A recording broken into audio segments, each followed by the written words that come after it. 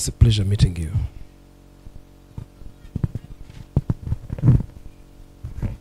Good morning, ladies and gentlemen.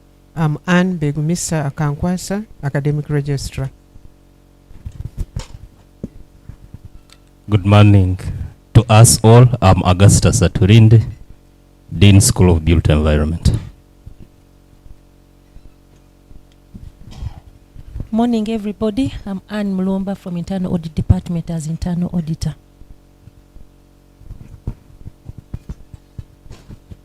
Yes, good morning, ladies and gentlemen. I'm called Bosco Chemayek, lecturer, Department of Agricultural Production, Faculty of Agriculture. Good morning, everybody. I'm Margaret Namuganya Misindi, a lecturer in the Department of Soil Science and Irrigation Management, Faculty of Agriculture.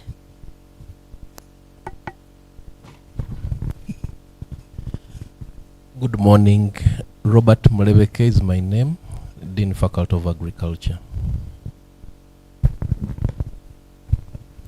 Good morning, everyone. My name is Elongar John Francis. I'm a senior internal auditor.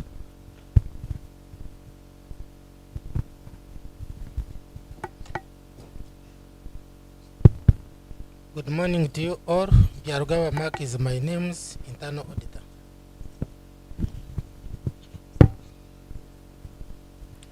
Protocol observed. Good morning to you all.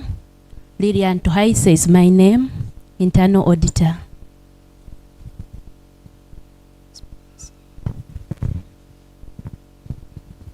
Good morning, everybody. Elizabeth Chazke, Faculty of Arts and Humanities.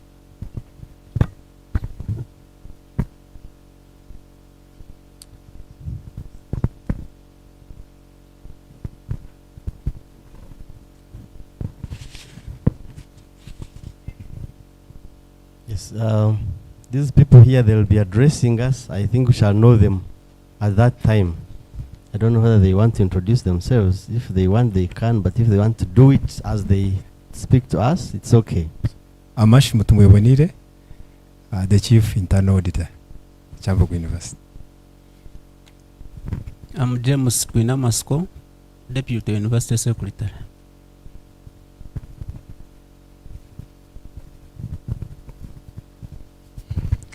Kasiri Hukulu Stephen, I'm the University Bursar. Yeah, thank you very much. I am Ruben Tinomjini. I am the Principal Communications Officer, Office of the Vice Chancellor. Now that we know who we are and Tembo. Okay, Tembo.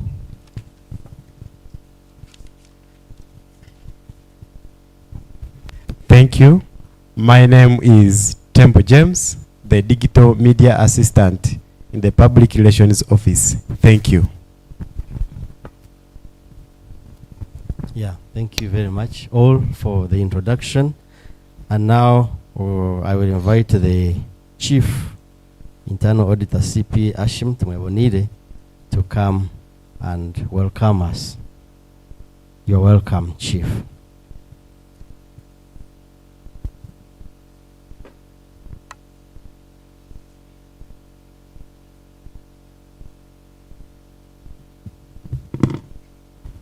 Thank you very much. I am going to make remarks on behalf of internal audit, so I'm going to request them to first come so that you see them properly. Our arrangement as first was they will introduce them when they are this side. All auditors first come. We are going to make a brief one. And the support staff.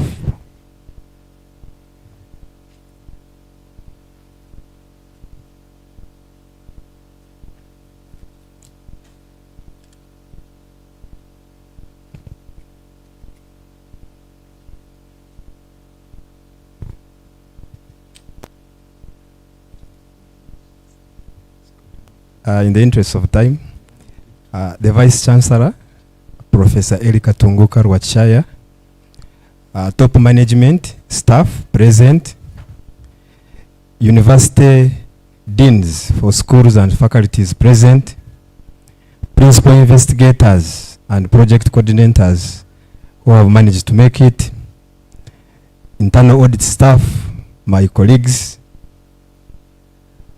ladies and gentlemen. It is a great honor from Internal Audit to welcome you for the Internal Audit workshop. We are very pleased this morning to see our dear deans, top management, principal investigators, and coordinators attending this workshop. This has been a dream. World over, every year, the Internal Audit fraternity always arranges internal audit awareness. So it is not a new thing in other spaces. In a special way, we would want to recognize our chief guest, Mr. Vice Chancellor, Sir, Professor Ed, for creating time to come and be our guest of honor. We know you are a very busy person. In the same spirit, we want to thank our presenters and our panel discussants for also creating time. And as I end the presentation, we have arranged a token of appreciation, which we shall request our dear Vice Chancellor to hand over. We recognize the efforts and the support we have been receiving from the deans and top management and principal investigators whenever we are carrying out our audit function. We know we cannot do much if you don't support us. We appreciate that the Vice Chancellor is our supervisor. In the same spirit, he is the chair of the Risk Management Committee of top management. So, given those positions, we are so much privileged to have the right person being our guest of honor today. I want you to feel at home because this is our workshop. This is our workshop. I want you to feel home. In the same spirit, I want to thank the Internal Audit for the tireless effort they have put in making sure that this workshop takes place. I will remain indebted to you. You know that. As audit, we have grown, Mr. Vice Chancellor, sir. We are an audit staff of 12. 12, 2 are the support staff, and the 10, we are technical staff. So we want to thank management for supporting us in that line. So, I don't know whether you want to introduce yourself again. Okay, so I want to request you go back so that I make a small presentation so that we can manage time. As auditors, we have the purpose on why we exist. And basically, why audit exists is to add value. Add sustainable value. Why we exist. The great question of the day is that we have come here to listen to you, to see whether we are adding that value. Look at the definition of internal audit. We are supposed to be advisors. We are supposed to assess the effectiveness of risk management in the institution and advise on areas of improvement so that the university processes are efficient and effective in order to address the stakeholders' demands. Our mandate is enshrined or coded within the university internal audit charter. As well, it is further codified in the Public Finance Management Act that an institution must have an internal audit function, and our roles and responsibilities are clearly earmarked. So from the audit perspective, we feel that we are in the same place with good partners. Because if we are going to make the university more efficient and effective in delivering service, we need the support of the people whom we targeted. Internal audit independence and reporting. Internal audit independence is enhanced through reporting structure. Administratively, we report to the vice chancellor, and functionally we report to the university council through the audit committee. That one enhances our independence as internal audit. The internal audit stuff I finished, but if you can look at that, we have two principal internal auditors. You had them, Rwanda Ga and Alex Chizito. We have two senior internal auditors. That is Francis and Anna Tumwine.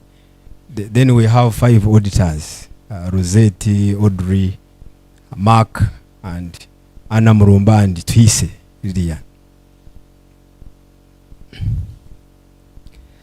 I looked at the policies in place and picked the examples of roles and responsibilities we are supposed to deliver on.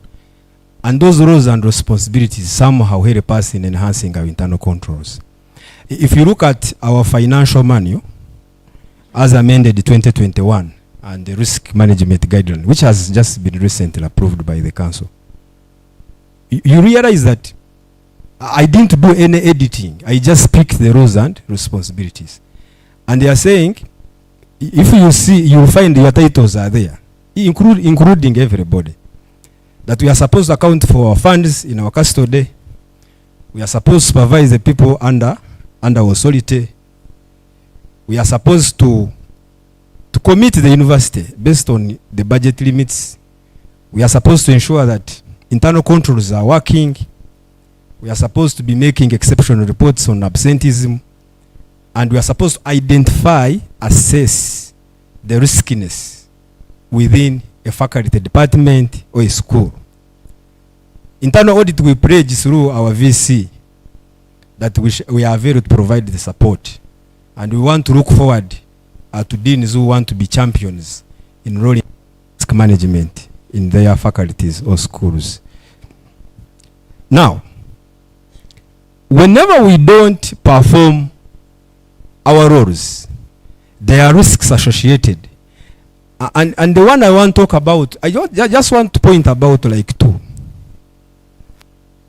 One, if we don't deliver on our roles and responsibilities, it creates what we call control risk. A control risk is you have policies and procedures in place, but because policies and procedures are supposed to prevent the inefficiencies, because they are not working, management will not be aware that they are not working, and therefore they become a control risk. A control risk is when you have internal controls but they are not working, and if they are not working, they create what we call control risk. Because of not delivering on our mandate, there are risks exposures which we shall cause to the university, but the one which is personal, which can affect us individually, there is this thing called abuse of office, charged for negligence, and they pick it from your roles and responsibilities. If you read the Anti-Corruption Act, the charge, if you are convicted, the imprisonment ranges from 7 years, 14 years. The point I'm making is that if we deliver on our roles and responsibilities, these implications would not affect us. And once we do, internal controls will also be enhanced. We want to talk briefly, I'm almost finishing because they were just 9 slides. Beyond internal audit, we innovated the accountability certificate. We used to have a culture where each department or school would print an accountability. But internal audit sat and we improved that accountability. Now when you look at that, that is my friend. He accounts. But I know there are areas for improvement. But for us, I must tell you, whenever external auditors come, and find vouchers which have been verified by internal audit, they are very happy, even external donors. So we saw to that we need to standardize an accountability certificate that can have for an outside person. So, in the last financial year, we have reviewed 552 accountabilities.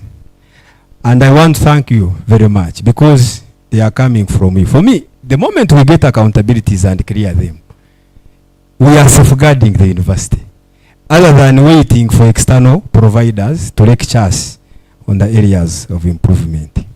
The types of accountabilities that happen in the university are under those 4 categories, the majorly.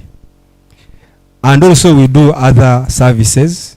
We do witness handovers. We do store. We used to have a challenge in the university where people used to complain about stores. But I want to thank you.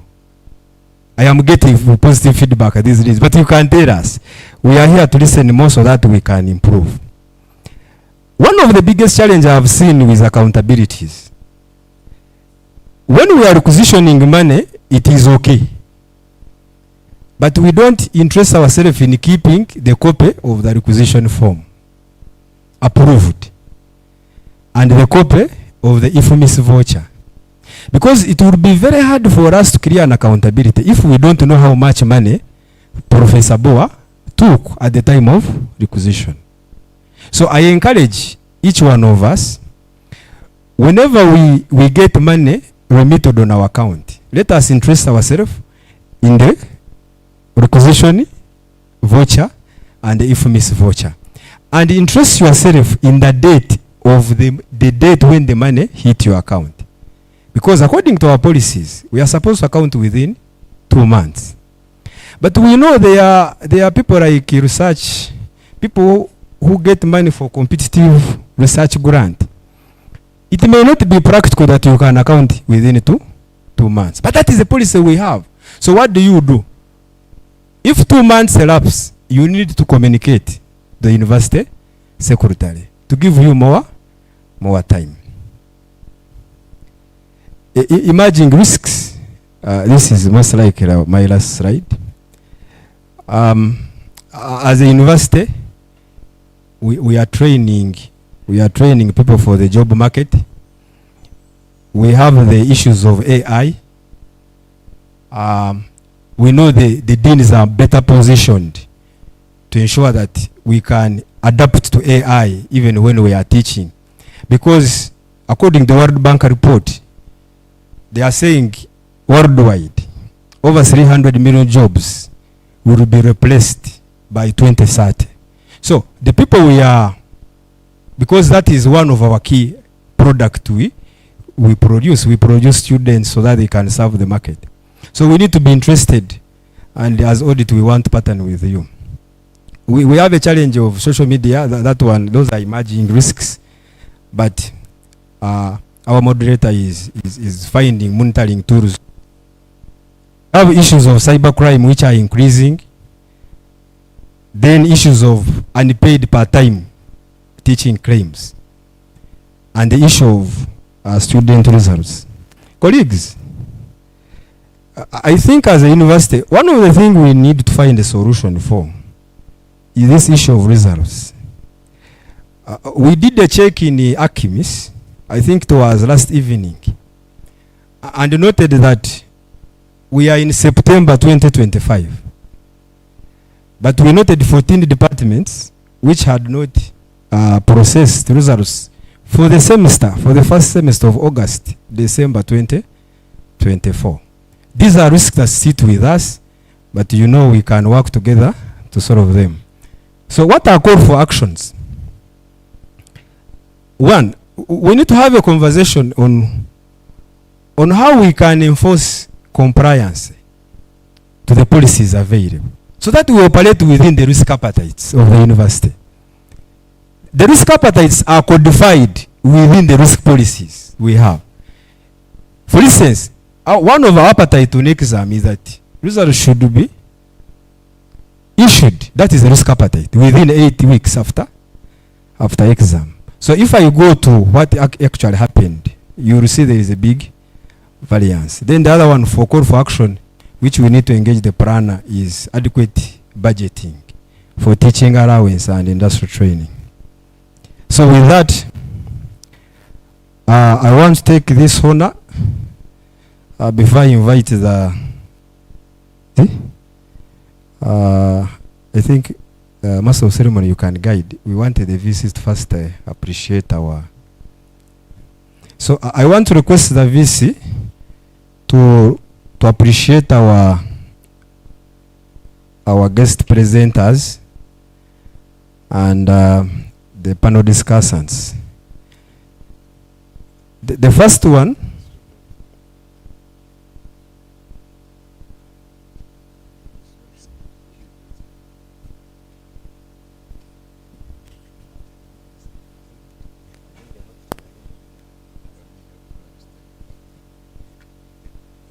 So the VC has guided me very well. He has said he cannot pay people who have not yet worked. So he said they first present, which is a good guidance. For us, we had managed it ourselves. Thank you, VC, for that guidance. So I want to thank you very much. When you look at Richard Chambers is one of the scholars in the internal audit space. He says that to be agents of change, we must embrace what? Change. And for us, we are very, very committed, and we know that when we partner with deans, top management, coordinators, and principal investigators, we can take this university to a different height. With that, I wish you a nice deliberation. Let me take this honor to invite our chief guest, the Vice Chancellor, Professor Erika Tunguka Rwachaya, to address us. Thank you very much.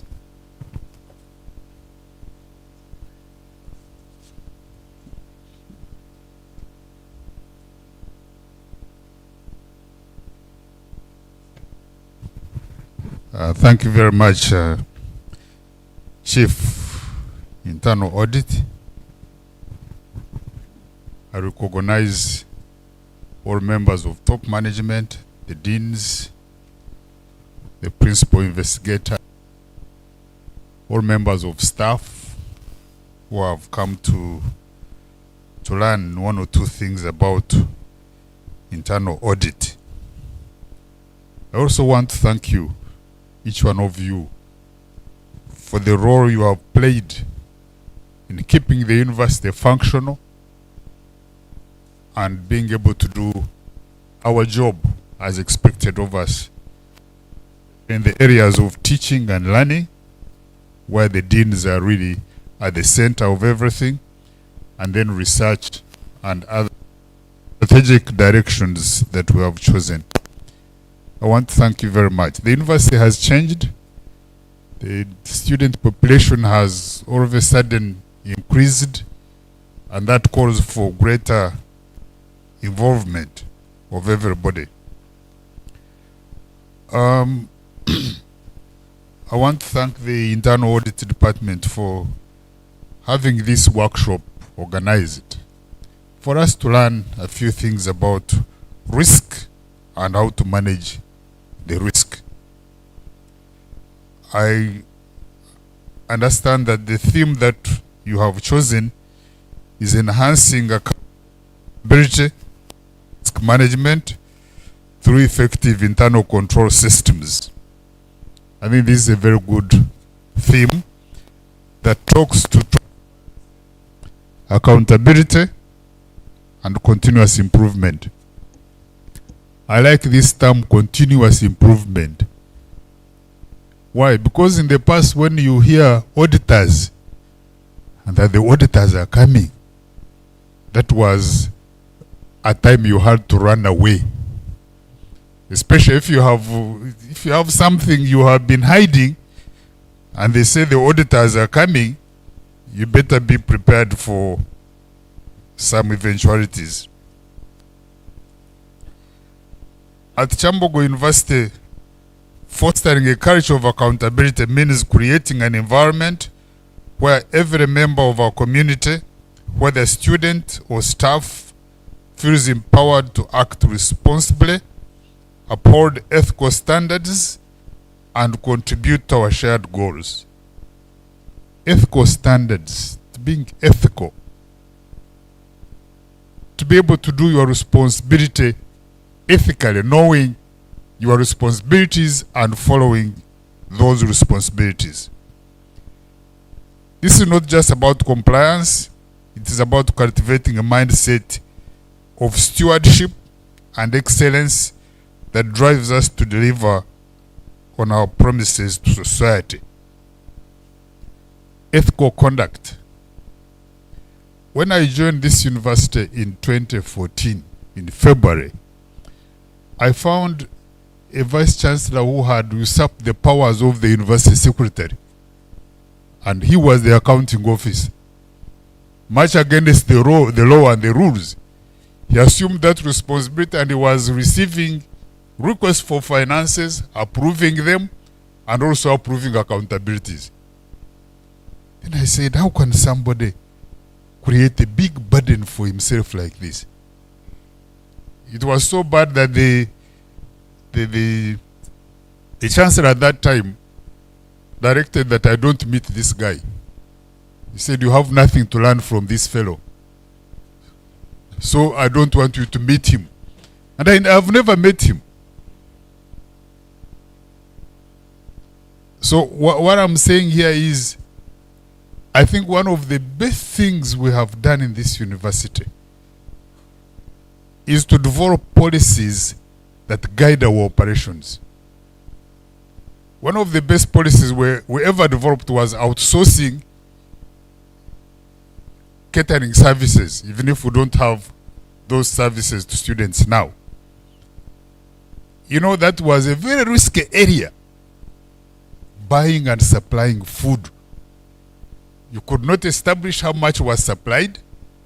You could not establish how much was cooked. You could not establish how many people ate the food, because every day if they cook maybe 400 kilos, it doesn't matter whether 2 or 3 students feed. The food is cooked and eaten. And I think that development of policies in the university has been one of the best things we have done, which guide our operations. Because where you don't have policies, you have a lacuna, you have a gap. And I think one of the other things we have done as management is to decentralize financial management to faculties. And now you distribute the risk. You share the risk with these guys. You distribute the risk. Why do you want to centralize all the risk in your office? So in my office now, I'm responsible for the money that the director planning budgets for me. All the other monies are with the deans, and when there are issues to answer, they are the ones to answer. So that has taken away a lot of stress from our area. The university principal function is the area of teaching and learning. And we want to really encourage the deans to take up this role. Is that my phone? Just switch it off. Just switch it off. So we want to encourage the deans to take on this role, to work with your staff, to ensure that we have effective teaching and learning. The students are taught when they are supposed to be taught, they are examined when they are supposed to be examined, and results released on time. I know that's a big hurdle, but we want to request you deans to take on that responsibility. When Ashmin was presenting, he talked about supervision. And I want to thank our appointments board, and particularly thank the director, the chief human resources. We have been blessed to have this guy. And I don't know what we shall do when he's not there, but I'm sure the university will continue.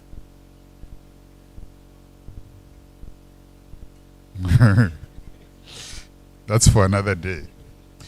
So working with the appointments board, we have been able to engage heads of departments who refuse to report people who do not teach. You have a head of department, he has a member of staff, the member of staff has a job in Cape Town, and he has kept quiet completely. And when he's found out, of course, there are disciplinary measures. Now, how does teaching take place in that department when the person appointed to teach is not there for the whole semester and you have not reported that person? So we have a responsibility as leaders to ensure that we supervise the people we supervise those who work under us, both academic leaders and administrative leaders, to ensure that they do the work. Because if they don't do the work, there are risks associated with that failure to do the job.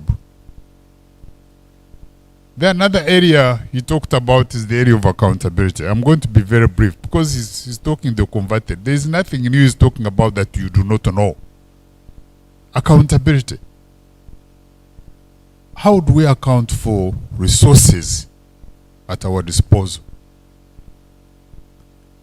When I came here, I went for a trip and I did not use certain money. So I came and returned the money.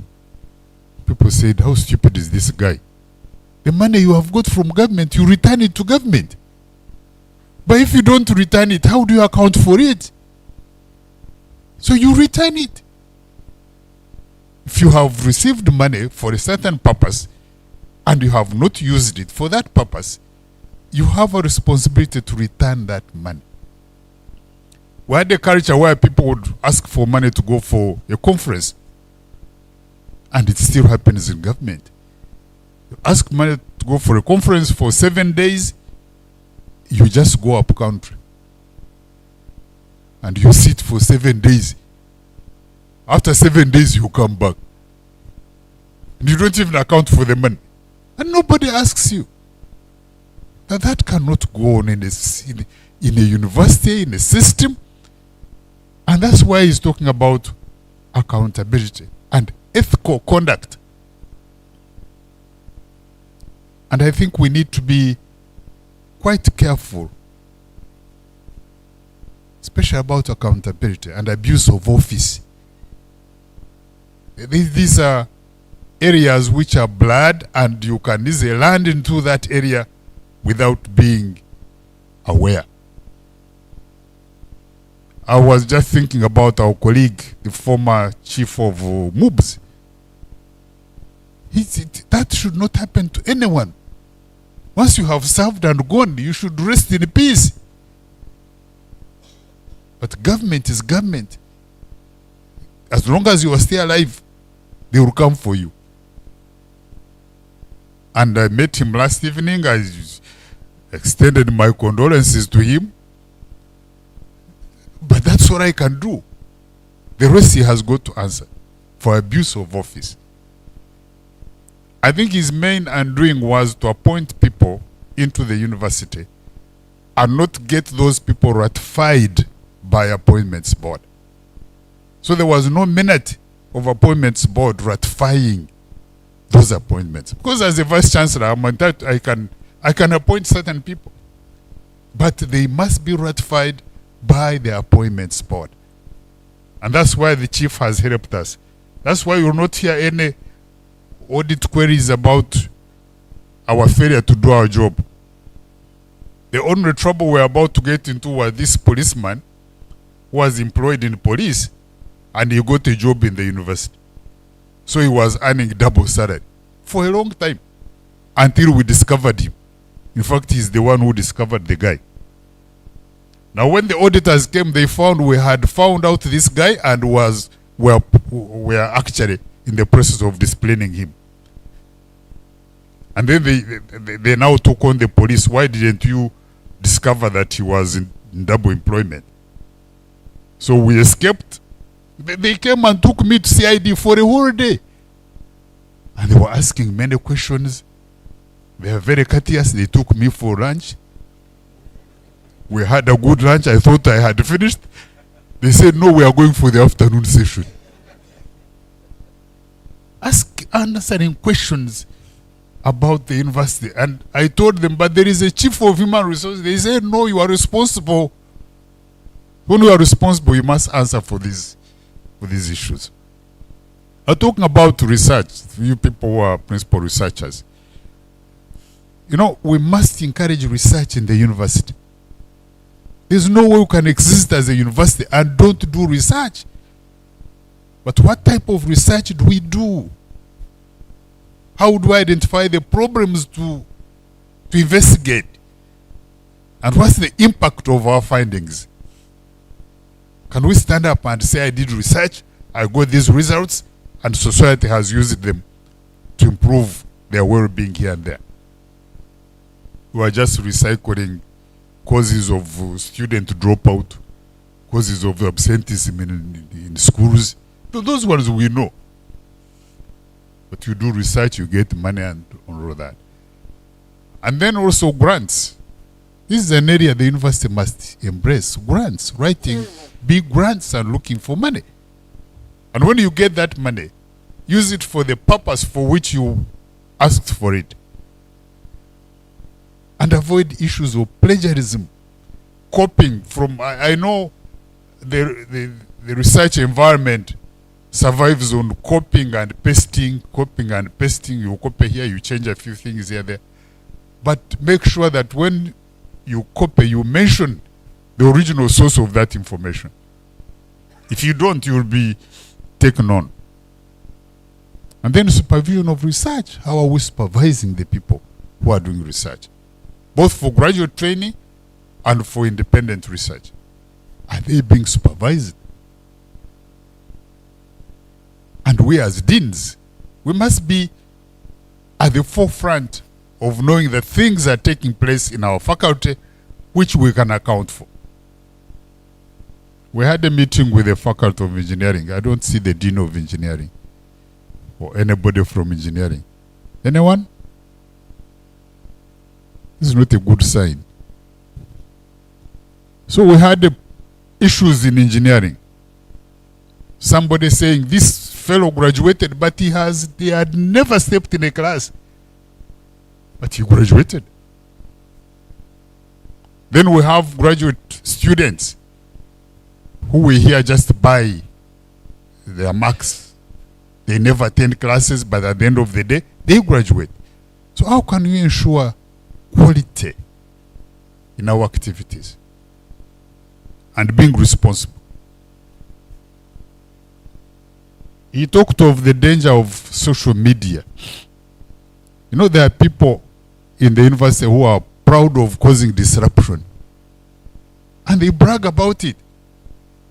There was a member of council, a member of staff, who told us that they have a group who are experts in misinformation, malice, and propaganda. A whole member of staff. And you are proud to be the leader of propaganda, misinformation, and malice. So where is the ethic? What is the ethical conduct in your behavior? And social media has come to disrupt everything. You can sit down and create content and share it. Before you know, it has caused problems, and then maybe you say that was fake. So we must be quite clear. So this training was very timely. I remember I've had to write to people who received money from the competitive research grant who have failed to account and give reports, dating back 3-4 years.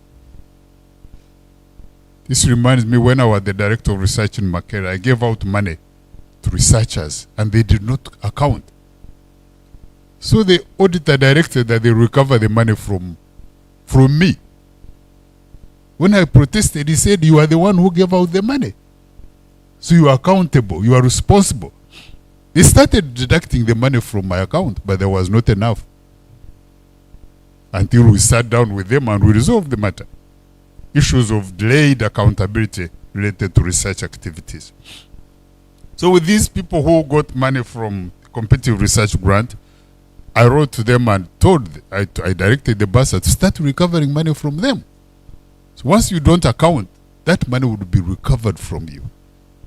And you don't have to say somebody is after me or anything. It's just that you have not met the process. When I was preparing to come for this workshop, I looked out a few things. So I wanted to read, what is auditing? This animal they call auditing. I discovered that it is a systematic and independent process of evaluating an organization's financial records, processes, and operations to ensure accuracy or compliance with standards and mitigations, and to identify potential improvements and fraud. To identify potential improvements and fraud from the analysis of your records and processes. So when the internal auditor comes to our faculties, he's looking at our operations and processes to ensure compliance with standards. This is what he talked about, this issue of delayed release of results. That thing has stayed with us, and I don't know whether it is going away and how to do it. We have had meetings with the deans who have assured us that they are going to do centralized marking, but that has not taken place. And I think we are not going to give up. We are going to revisit that issue and see how best it can be done. But I must say that there is improvement. There is improvement across board, except those departments Ashmin talked about.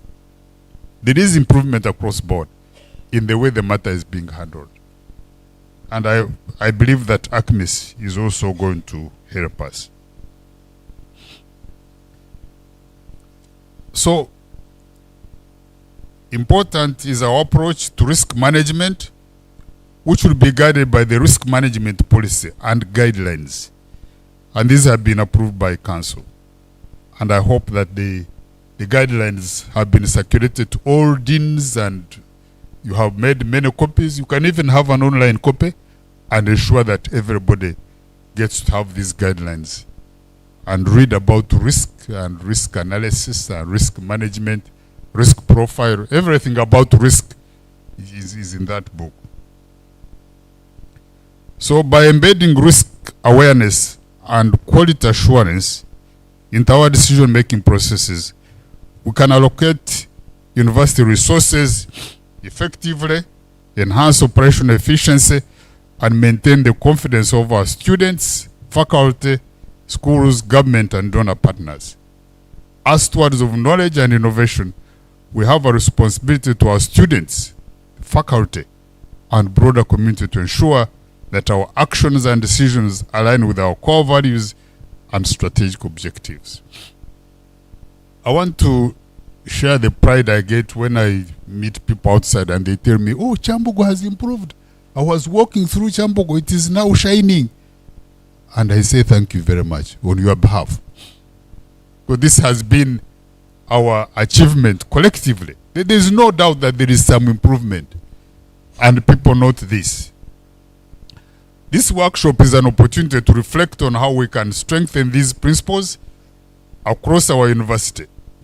It is a call to action for all of us to engage in meaningful conversations about how we identify risks, promote accountability, and align our efforts with best practices in governance.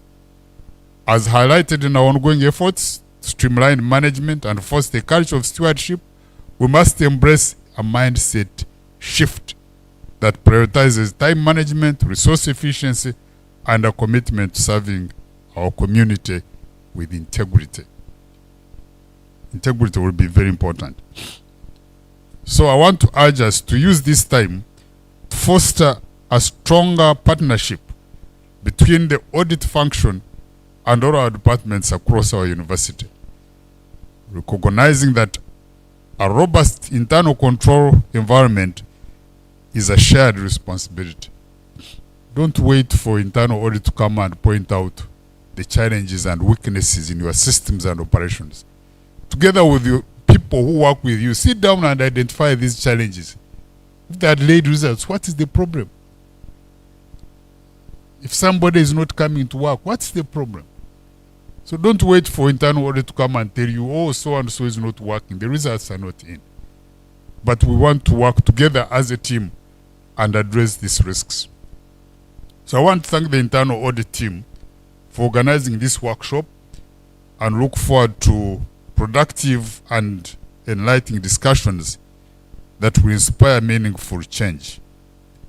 So with those remarks, I promise that I'm going to stay here because there is a lot to learn in their presentations. So I'll be staying here up to lunchtime. And after that, I'll be going away. I've been invited to attend Chan dinner, this sports thing. Chan dinner. The government has organized the Chan dinner in the State House.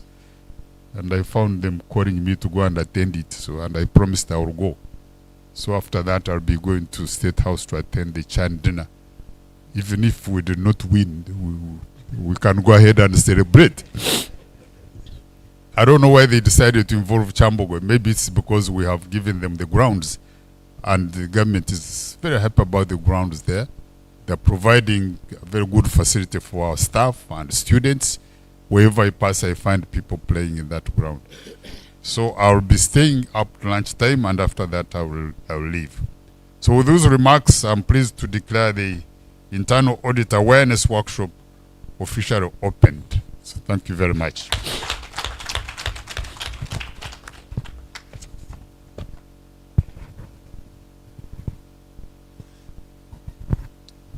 Thank you very much, our dear Vice Chancellor, our CEO, for creating time to come, and now for adding more time to be here up to lunchtime. Chief, when do you want to give your... Come.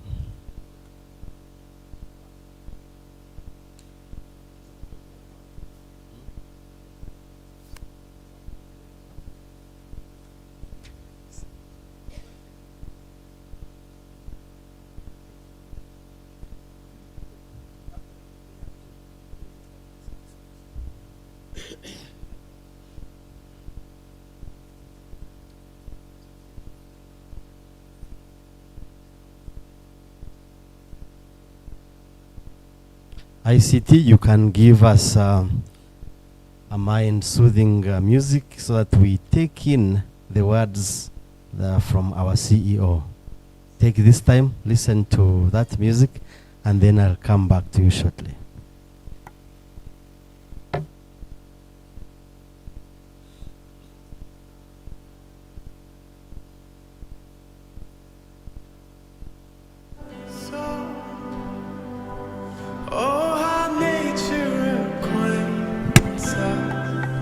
Yes, I wanted to find out if we have actually earned the tea, and it seems we have.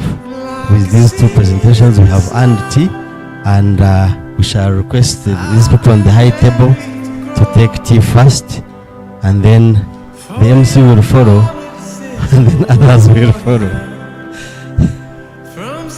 The tea is ready, I'm informed, so I request the team to accompany the VC to the tea.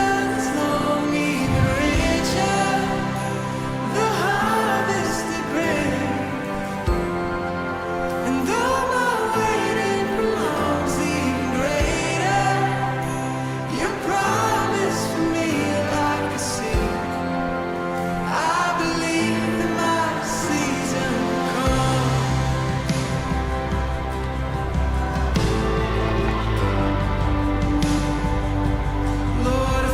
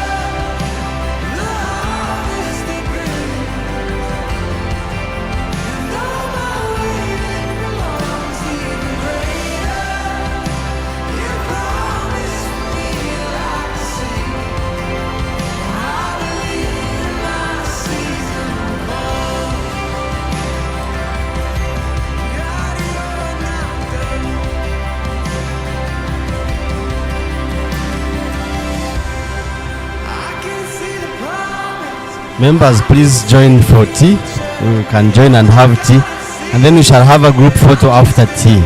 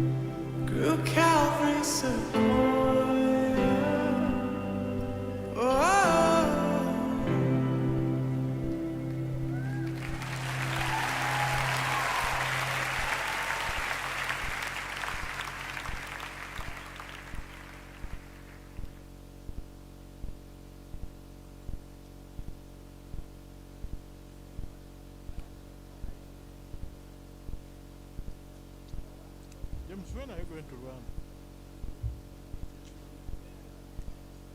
Hey, why did I think you were supposed to? Like the frost on a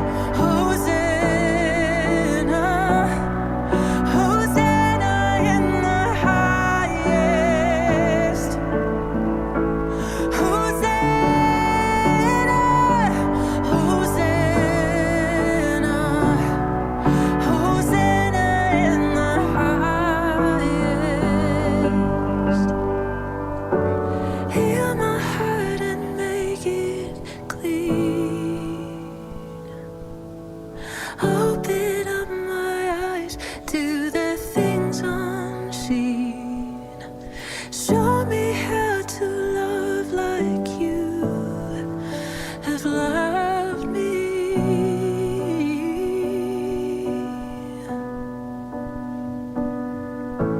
Break my heart for what breaks yours.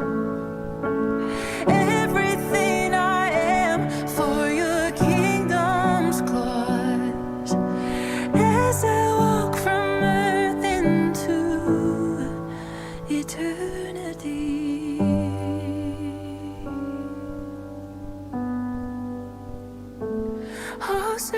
Hosanna, Hosanna, Hosanna in the highest. Hosanna, Hosanna, Hosanna in the highest. Hosanna, Hosanna, Hosanna in the highest.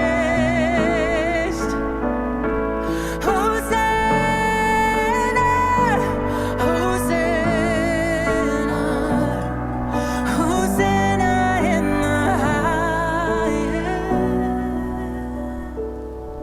Hosanna in the highest. Hosanna in the highest.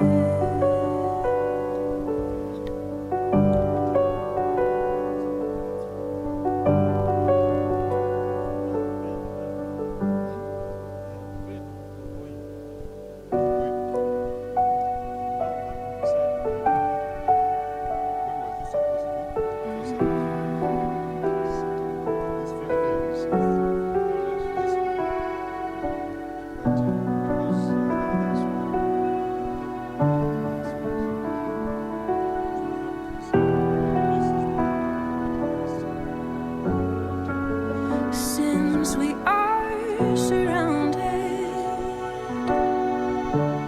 by such a great cloud of witnesses, let us run with perseverance the race marked out. Let us make a way for those who are to come, those who are to come. Every generation, every nation, every tribe, every tongue, they will sing, they will cry. Oh, with one voice they will sing.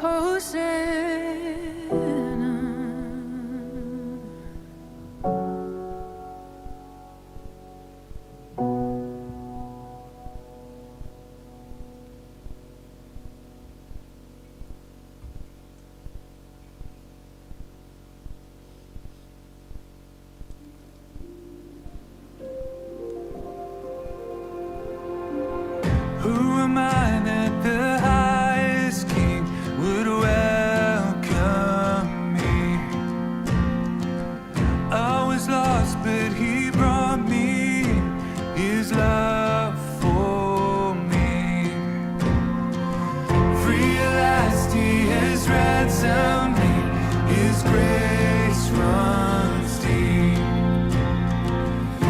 While I was a slave to sin, Jesus died for me. Yes, he died for me. Who the Son sets free, oh, is free indeed. I'm a child of God. Yes, I am.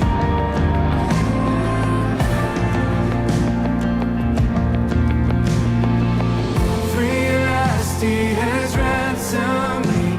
His grace runs deep.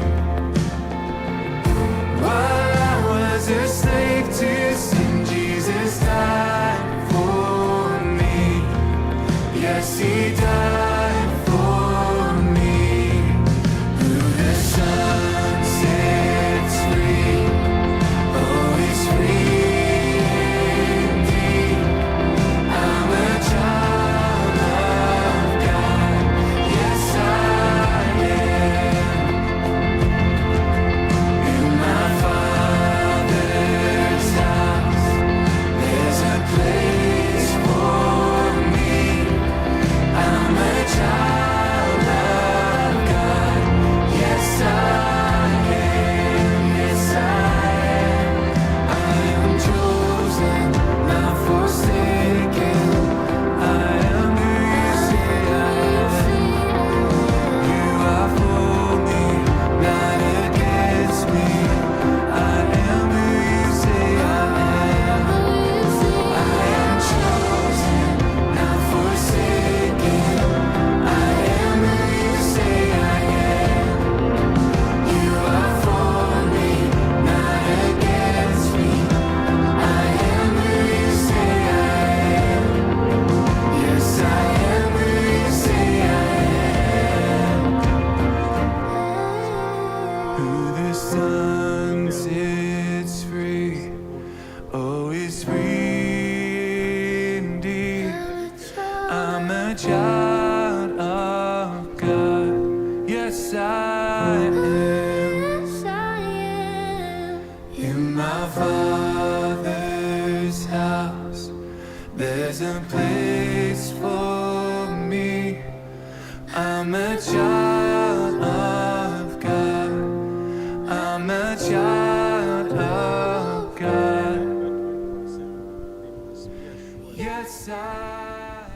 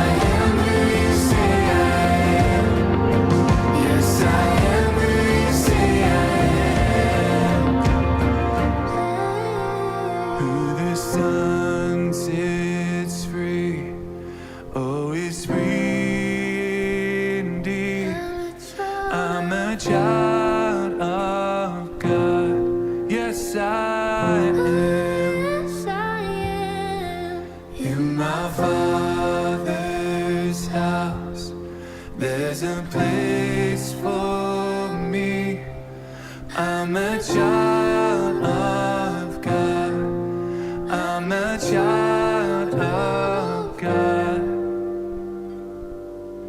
Yes, I am.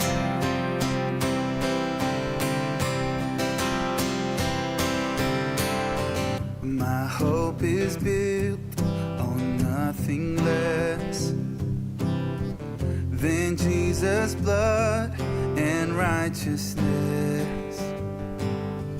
I dare not trust the sweetest friend,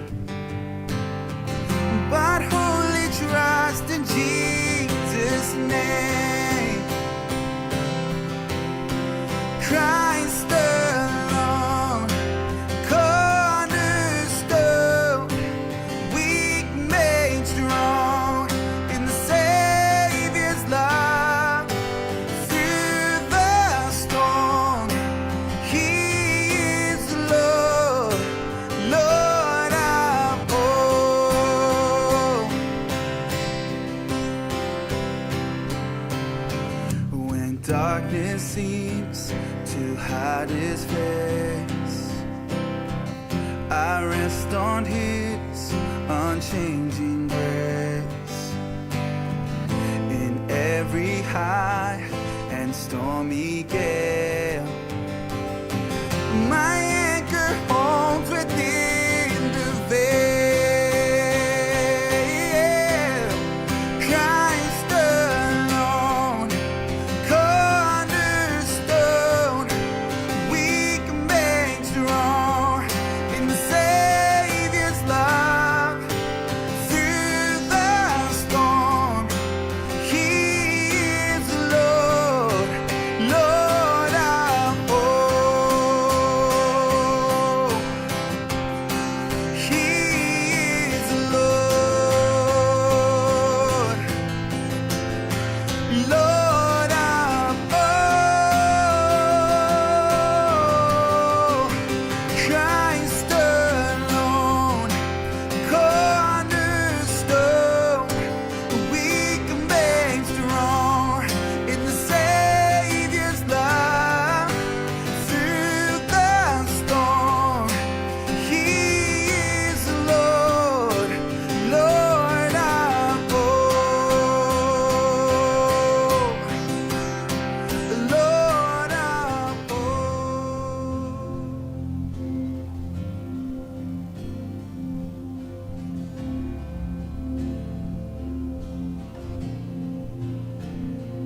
Be still and know that the Lord is in control. Be still, my soul. Stand and watch as giants fall. I won't be afraid, for you are here. You silence all my fear. I won't be afraid. You don't let go. Be still, my heart, and know I won't be afraid.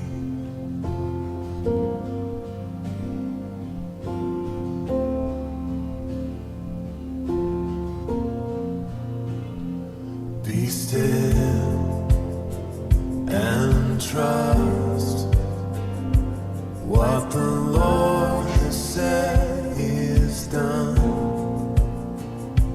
Find rest, don't strive.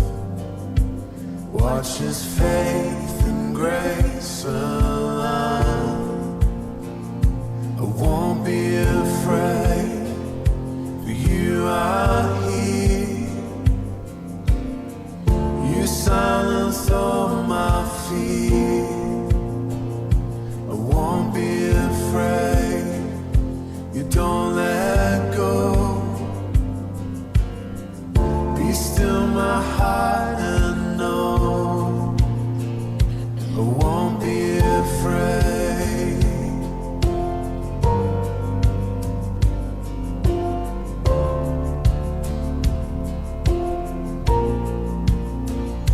won't be afraid.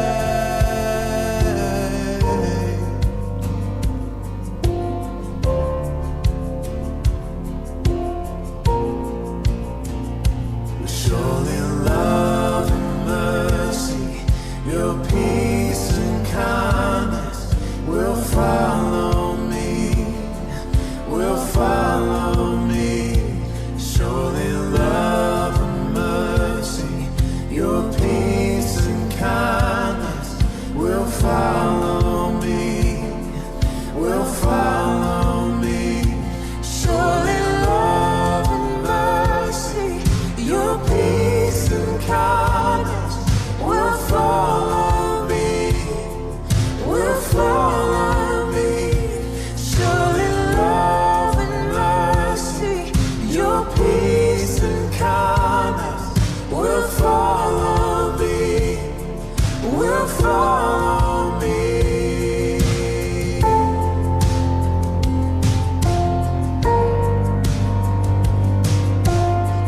Your love surrounds me, your love surrounds me.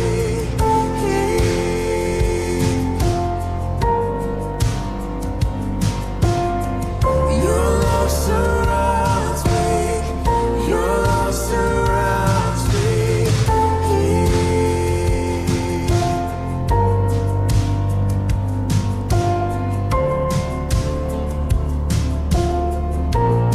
Yes, welcome back from that tea break. We are now going to have a group photo the other side, and then we'll come and resume the presentations. The next presenter is very ready, and so we need like 5 minutes, or we can say 10. Go have a group photo, then come and proceed with the program. So those who are about to finish can join those who have finished, then we go for a group photo. Within 10 minutes we return and proceed with the program.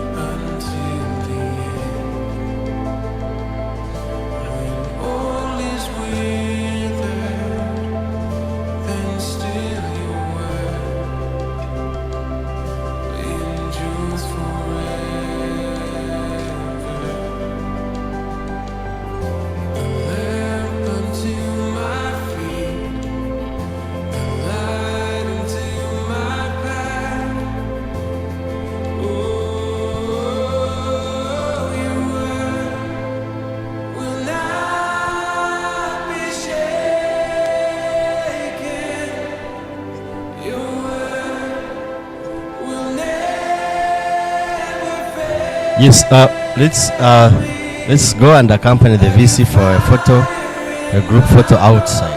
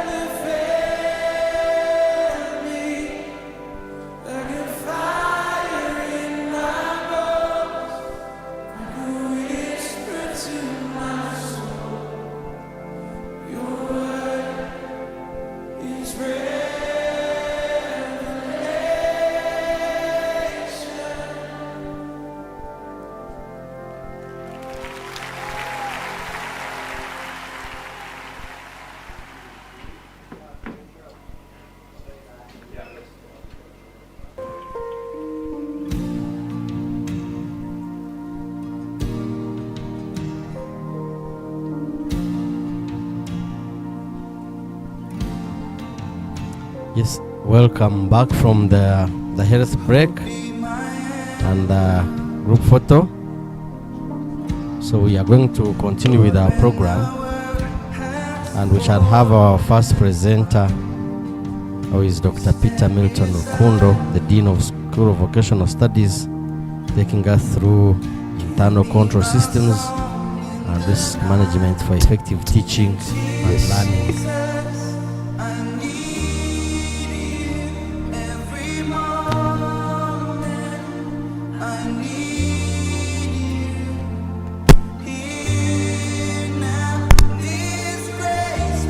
Yes, and of course we welcome the session chair, who is going to take over. He's representing Professor Mary Morris Mukokoma. Session chair, you're welcome, and I hereby hand over to you. Thank you, Mr. MC, for that wonderful job, colleagues. I'm Hannington Kinomwezi, Senior Lecturer, Department of Chemistry, standing in for the Acting Director Quality Assurance. I'll be sharing this session. The music, please. So we are going to listen to Dr. Peter Milton Lukundo, who is the Dean of School of Vocational Studies, and will take us through understanding internal control systems and risk management for effective teaching and learning.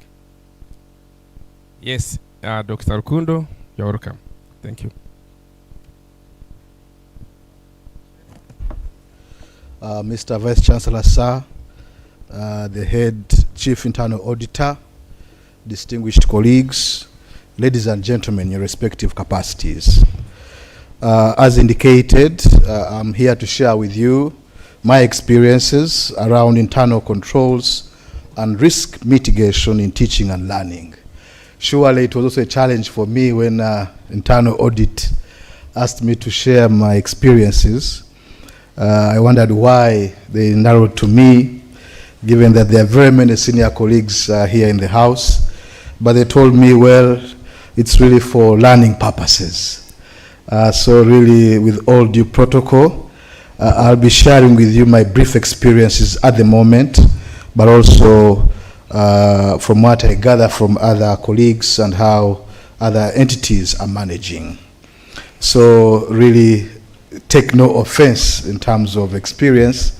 I'm really not much experience to say that I have significant mileage in this area, but at least the little I know we can share.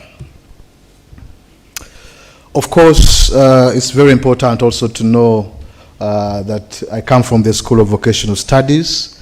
As you may know, it's a new name, but within an old, perhaps, dress code, because Kyambogo University is among the few universities out there that has a school or a dedicated entity dealing with vocational studies.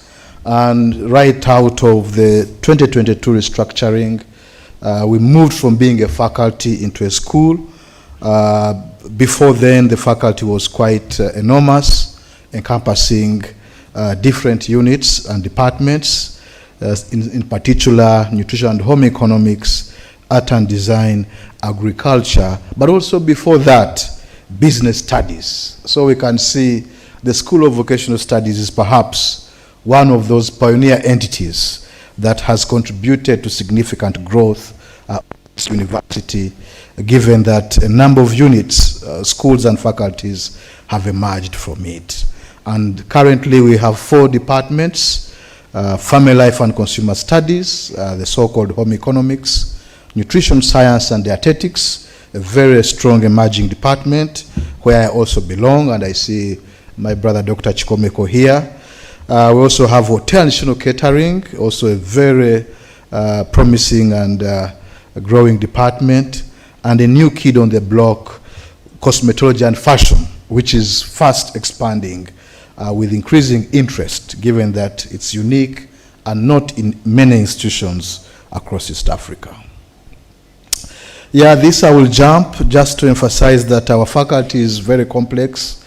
It really encompasses a number of areas focusing on skills development, but also employability and development of trades within the area of vocational studies.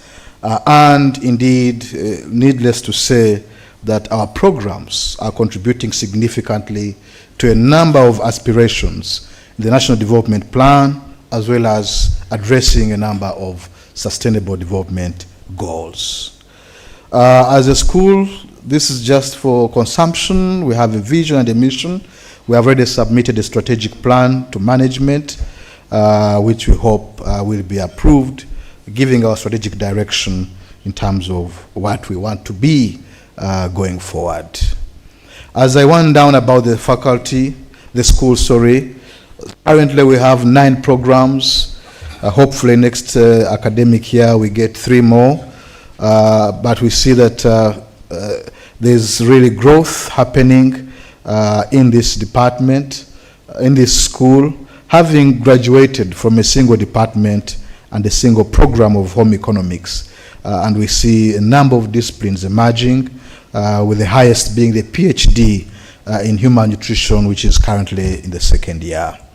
Staffing is still a challenge, as you can see. This is my final slide about the school. And out of the various positions filled, we can see some significant gaps, which we are gradually filling. The Department of Nutritional Science has improved significantly, reaching the C level for senior lecturer and lecturer, but we can see a number of other portfolios are not yet fully filled. But we really thank management, because in the last financial year, we were able to get an additional 5 teaching staff and 1 technician, which is quite a significant progress. In terms of teaching and learning, which is really the core of my presentation, I must say, as a school, we are fitting within the wider university rules and regulations to ensure that teaching and learning moves on effectively. And when I was tasked to really share my experiences in terms of how we are tracking teaching and learning, I told the internal audit team there's nothing new that the school is offering, but rather perhaps maintaining or aligning to the existing frameworks as well as rules and guidelines. And as you can see, the first tool we feel is key for tracking teaching and learning is the master teaching and examinations timetable.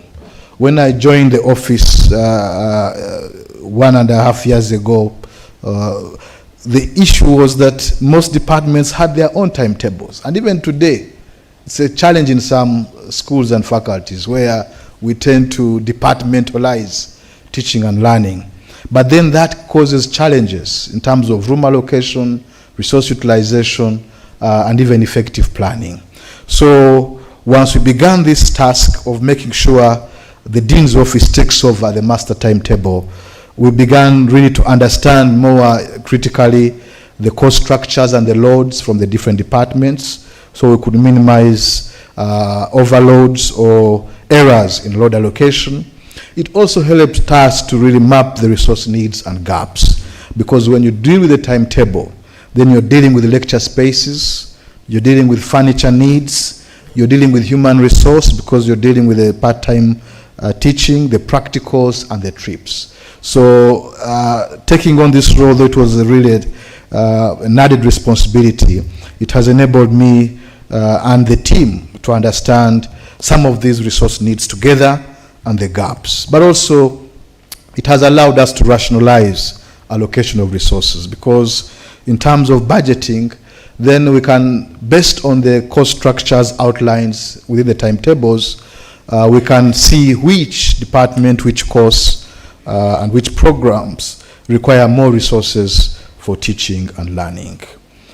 Secondly, Chair and members, we also, over the last, I think, following this pressure from the external audit that came to the university, we realized attendance records were a challenge.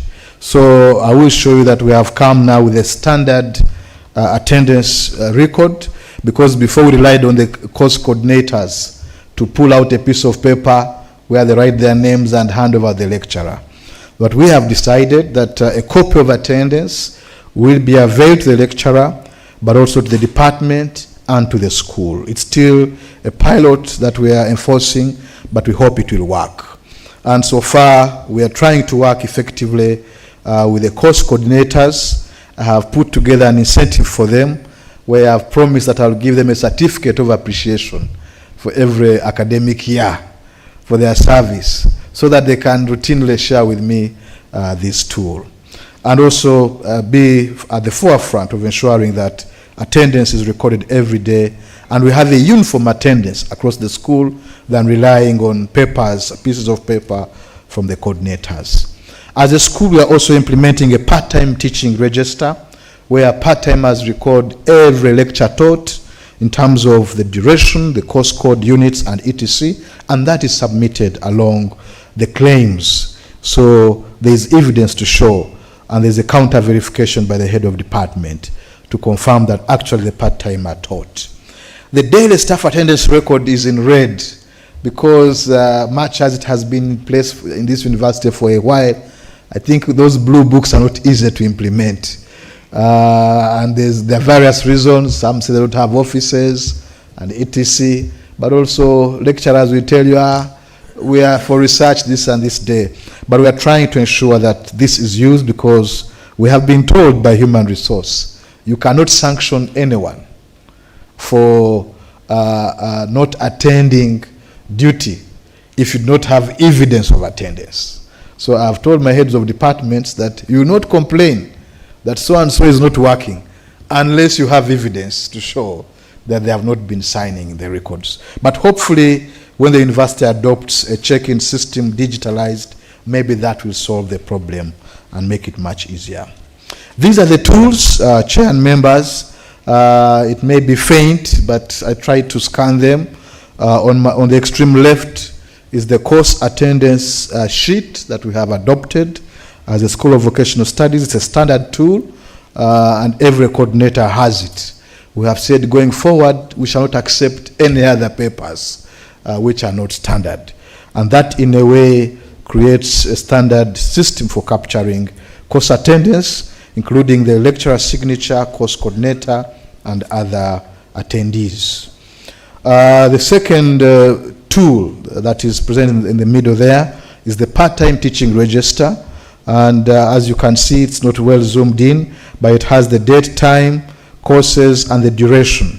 And there's a signature and head of department verification. The third tool, which is in red, is the staff attendance claim form. This form was shared by audit some time back, but somehow its utilization hasn't been very effective because I think it was adopted in science, but somehow, because we use the registers and others, we are using it, though not to the dot. Chair and members, if we are to assess and track risk in teaching and learning, it's definitely important to deal with student assessment and results management effectively. And this is an area which is really very challenging, but we have tried to put some safeguards in place to ensure that exam material requisitions, because that is very key. Most of our exams are practical in nature, and therefore they require some financing. So we have agreed that as a school, 4 to 5 weeks to exams, these requisitions must be in, because we know the procurement cycle takes some time. The harmonized examinations timetable, again by the Dean's Office, is released 2 to 3 weeks to exams as per the university calendar, but also we emphasize moderation meetings and a school board for examination purposes. And this is usually 2 weeks. So in a semester, we have committed to have at least 2 school boards. The first board at the start of the semester, where we handle the results, and then the second board towards the end of the semester, at least, so as to be able to deal with planning for exams, as well as any other mop-up issues that emerge. Then, of course, enforcement of exams invigilation, effective last academic year.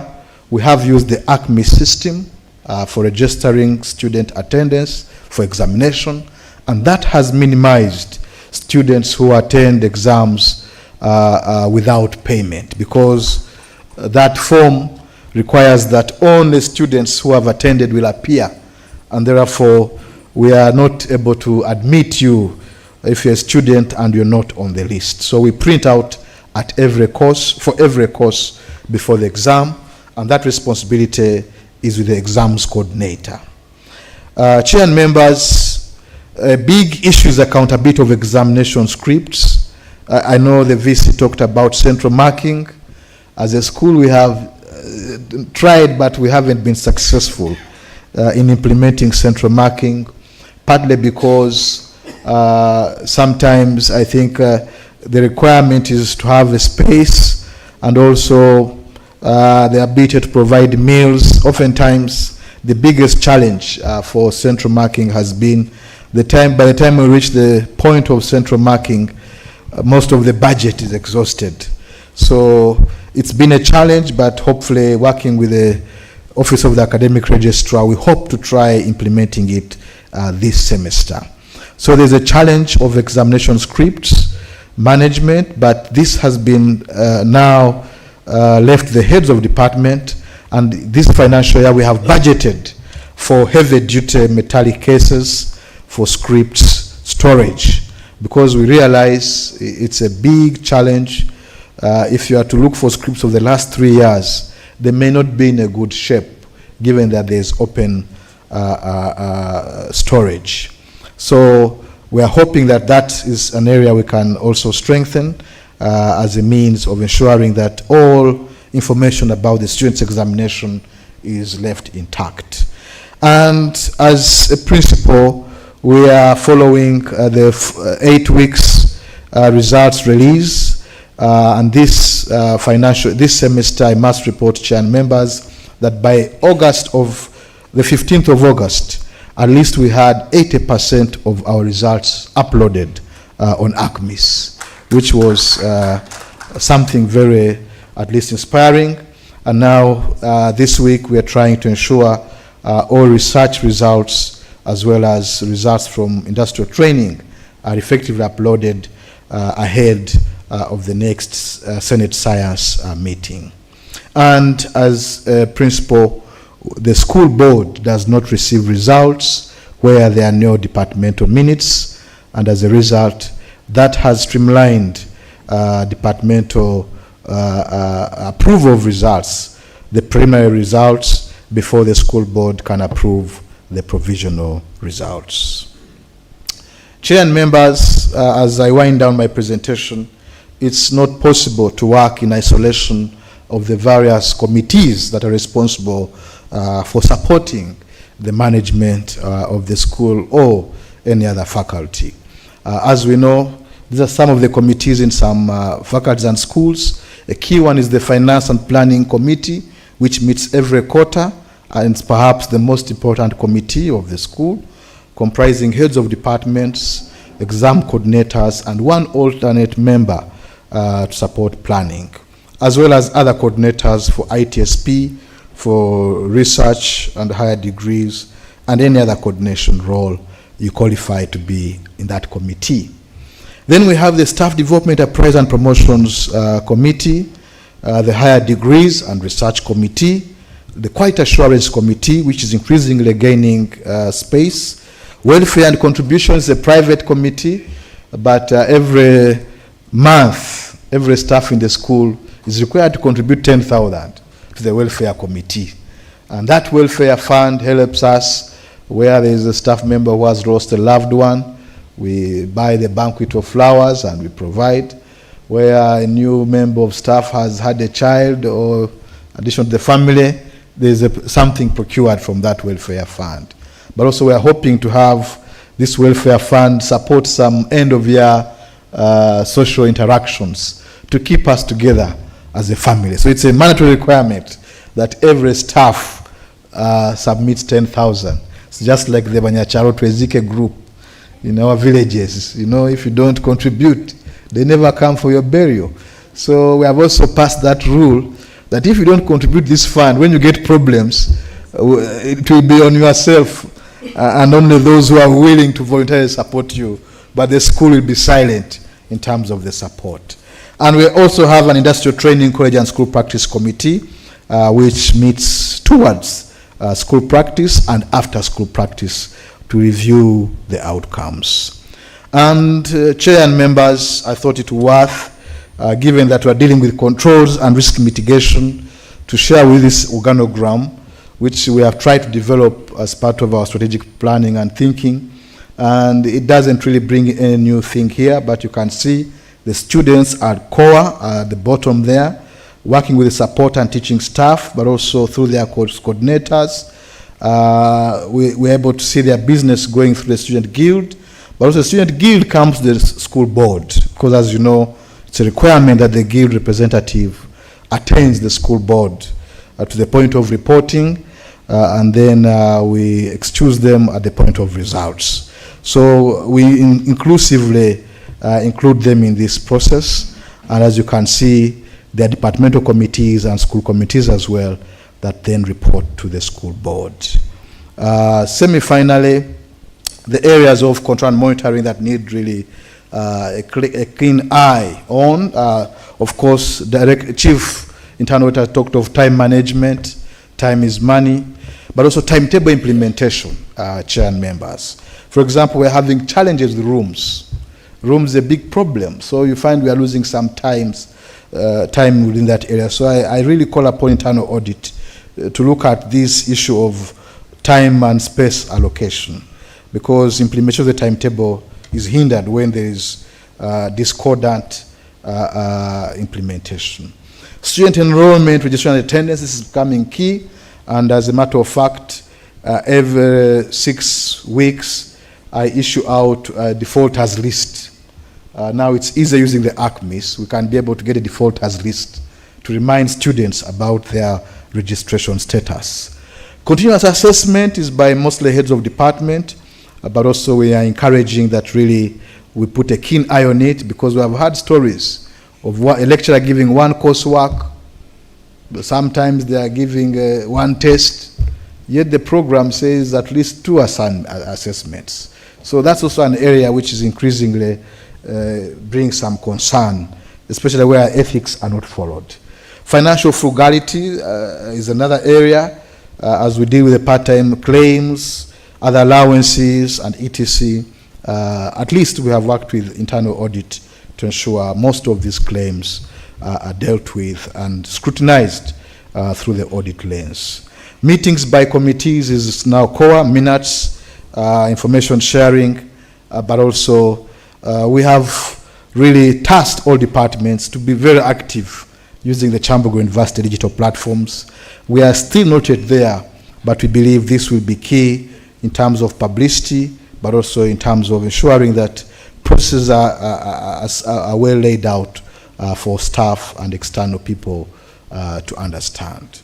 My final slide is on challenges and opportunities to be harnessed, and my first point really is on integrating ICT. I think this is a very core tool for not only audit but also improved service delivery. If we could have a check-in system, for example, if we could have these, even classroom attendance could be digitalized.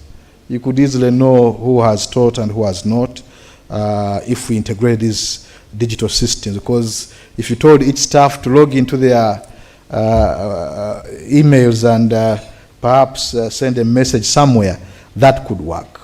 But also retooling of staff. I think over time, such meetings are important because we get to learn new ideas, but also it reinforces our understanding of some of these processes that we need to deal with in terms of audit.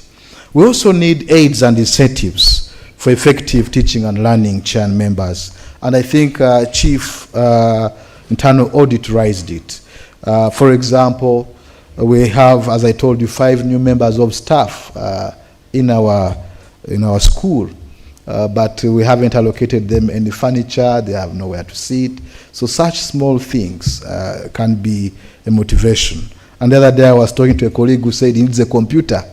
And we were discussing casually that maybe we need to task chief planning to ensure that every lecturer at least has a computer so that they can be able to do some work, because uploading results, if you have to do research, these tools are basic and very key. I know it's a cost, but I think going forward, these are things we can plan for to ensure that every staff has an aid for teaching and learning. Student involvement through a coordinator system is something I'm taking on as an opportunity. I have created a coordinators forum, and as I told you, I'm beginning to give them annual certificates of appreciation based on the work that they will do for us in terms of ensuring that every lecture is registered and we get really feedback in terms of the attendance records. We're also hoping that, like the Chief Internal Audit said, joint support supervision, monitoring and benchmarking could also be another supportive area. I know we have gathered here collectively, but hopefully audit can also reach out to us to check on our systems, do some supervision of some areas, monitor some things together, and in a way have some checklists that we can use to be able to ensure that data is collected routinely and also the gaps are addressed. The seventh one there is a bit challenging. Rewards and sanctions system, I think it's already there. VC has already warned that many of us, the salaries is going to be attached. So already there is a sanction, but maybe audit also today has told us they're going to give us some rewards. So hopefully these small incentives that we get today could help us improve on our operations. The eighth and final point there, ladies and gentlemen, is on the need for a client charter. I think as we work and human resources are aware, some of our colleagues, there's a problem of customer care in this university. So I think maybe, I already said these administrators of ours, ourselves and others, we need to really join the corporate world of things. So a client charter will define those relationships, more guidelines, but also harnessing the SOPs. And at this point, I will appreciate that audit came up with a new tool to track our audit systems, which I feel is a new innovation in the right direction. Ladies and gentlemen, I thank you so much for listening to me. Thank you very much, Dr. Rukundo, for this wonderful presentation. Another round of applause for him. Thank you. Thank you. This has been wonderful. We still have some few minutes on his time. Has mentioned very nice things. One of them, accountability of scripts. There was a case some time back somewhere. The invigilators went and they were invigilating an exam and they finished. A student just, when he saw they were not serious with what they were doing, he hid the script like this and moved out with it, and they didn't realize. So when the lecturer was going to mark, he knew the student, he could not see the script. Say now, but the student has signed, so he put a mark for the student. The student waited. When the marks came, they applauded, and he said, I think I performed higher than that. No. This is not my mark. I need the remark. They said, okay, remark is 100,000 or something, and the student paid. I need a remark. Now the remark needed three things: the student script, the question paper, and the marking guide. So where the script? Where did the mark come from? The first mark there.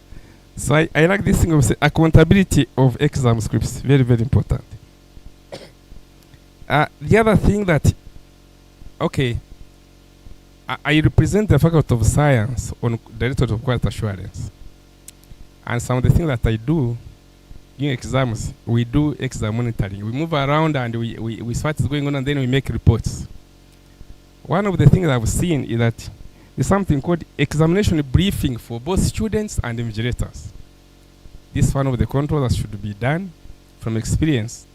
You find invigilators, the paper is going on, they are here shouting outside, talking louder, and they are disturbing the students. So somebody is just marking, not seeing what is going on. So I think there is a need also to brief them. Then it talks of, I like this thing of retooling of staff. But I wanted to add on something. There are students in Senior 5 currently. I understand they are going through what they call competent-based learning education. Are we prepared for them? This retooling, how can we plan for them before they reach universities? Yes, colleagues, this has been important. Maybe questions for him. We want to add on something.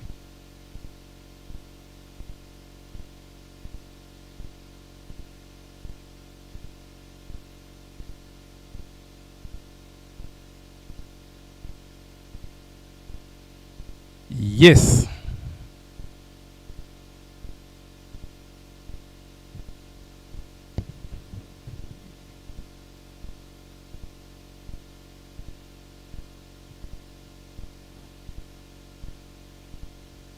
Okay, thank you very much. The guidance that we write down your questions, later put them down.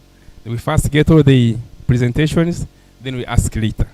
With that, so my session is over. I can go and back and sit. In Dr. Kundo, thank you. Thank you very much, the session chair, for leading us well and for very well pointing out the areas to supplement what the presenter did. Now I will invite Dr. Ann. You are already there? Okay, now that you are there, take over. Good afternoon, and I hope we have a very lively session. I'm Dr. Ann Nakajiri, and I head the Research and Grants Unit. This is a new unit in the university. We started operation last year, and the unit is under the Office of the Vice Chancellor. So the major function of this unit is to provide support in grants management. And this is along the whole grant cycle, which means from the point when we identify a call for funding, to writing the proposals, to support in case they need information during evaluation, onboarding of a project into the institution as a project for the institution, until the closeout of the project. So the office is still small, but we have a lot of support from all the top management offices. So we are 3 in the office that I lead. And over time, we have realized that the grant portfolio for the university is growing. So we have 2 types of grants that we support: the internal competitive grants, but we also support various grants that are coming in from different funders and different organizations. So the competitive grant portfolio ranges from about 15 million to 45 million Ugandan shillings. And the other funds range from about $1,000 US. Now the target, the last time I was talking to DVC F&A, he told me he wants grants from $1 million US. So even the size and the nature is changing. There are a number of multidisciplinary grants on board. And we have also observed that there is now a shift. In most of the grants, we have been team members. But now we have principal investigators coming up to actually apply for grants, which means that Kyambogo is now becoming a lead in some of these projects. The grant cycle has 2 major phases, and this is the pre-award and the post-award. And in all these phases, audit is an important unit. So the pre-award is where we identify a call. We prepare the documentation and then submit the call and wait for the evaluation. So during that point, usually they ask us for a risk management plan or whether you have a risk management policy. They ask us for audited accounts.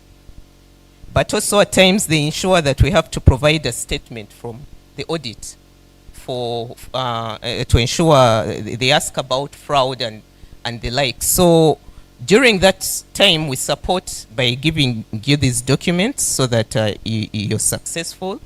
But again, when they inform you that your proposal was successful, it is not automatic that you get the award. They usually do due diligence. And they come down and look into financial compliance and look into the structures you have. They visit all these offices, audit, human resource, finance. And if you're compliant, then you are awarded the grant. And with that, they anticipate that you're supposed to use your internal structures to implement this grant. So after that, then there's the onboarding, where now the grant, the contract is signed. At this stage, we have two legal people who are tasked with this. That is the Vice Chancellor or the US. Those are the people who are allowed to sign these contracts. So as you realize, much as you are PI, you never sign a contract with a fund. It's usually the university that signs the contract. So everything we have to do has to be within the rules and regulations for the institution. During implementation, audit also plays an important role. And part of what it does is monitor risks. Usually you develop a risk management plan. And as a must, if you're handling a grant that is more than 500 million, you must have a project management team. But you also have to have a risk management plan that you review over time to ensure that you complete in time, or in case you need support, you're provided with this support. So audit comes in to help us with this. But they also are tasked with accountability. So you're supposed, whatever money is spent through the university, you have to account for it. So audit has to clear you, and often they give you certificates.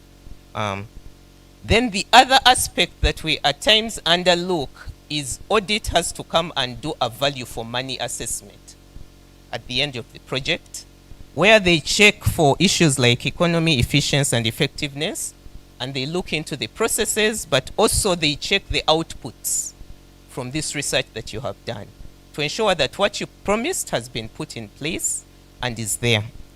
So you realize at all points, we constantly work with this team.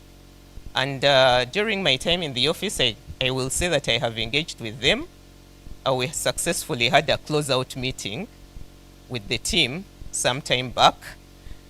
And in that meeting, we identify, I would say that we are performing well. However, there were some areas that we really need to improve in. And following that meeting, it is critical for all PIs to report. And our progress reports must have both the technical part, but also the financial part. And then we also observed that a number of you do accountability, but you never inform the offices that you have done accountability. So you get the certificate and walk away from it. Then another weak area we observed was about project closeout. So as a unit, we are now focusing on two areas. One is the project onboarding, where once the contract has been signed, then you will have to meet the grants team and they allocate to you a grants manager, or if you have a grants manager, the person who will be working directly with the office. But again, this is the person who will have to follow up with to ensure that we get the reporting right. They're the ones who have to ensure that all your documentation in the file we have set up is there. Then there's the closeout. So at closeout, we need to have all those certificates, and we ensure that you accounted for every shilling or dollar that you spent. and then we issue with a certificate. This is critical because for the other projects you apply for, they usually ask for certificates of a magnitude of a project you have handled. So we have developed some templates that we are still evaluating, and once those have been approved internally, then we will have these rolled out as we continue to streamline the functions for the office. So it is quite important for us now to have some experiences shared or to have a message delivered from a person who has been in this grant cycle for quite a long time. And it's at this point that I would like to invite Associate Professor James Mugisha to come and take us through building a culture for accountability across university research and grants or project management. Associate Professor James Mugisha, a number of you know him as a dean or as a teaching staff member with over 200 publications, but he's also a researcher who has won over 60 grants individually and in collaboration. He's on the committee that oversees the university's competitive grant scheme, but he's also the chair for the Senate Committee for Research and Publications. He's a mentor for upcoming researchers leading to independent research. Associate Professor, I hand over to you.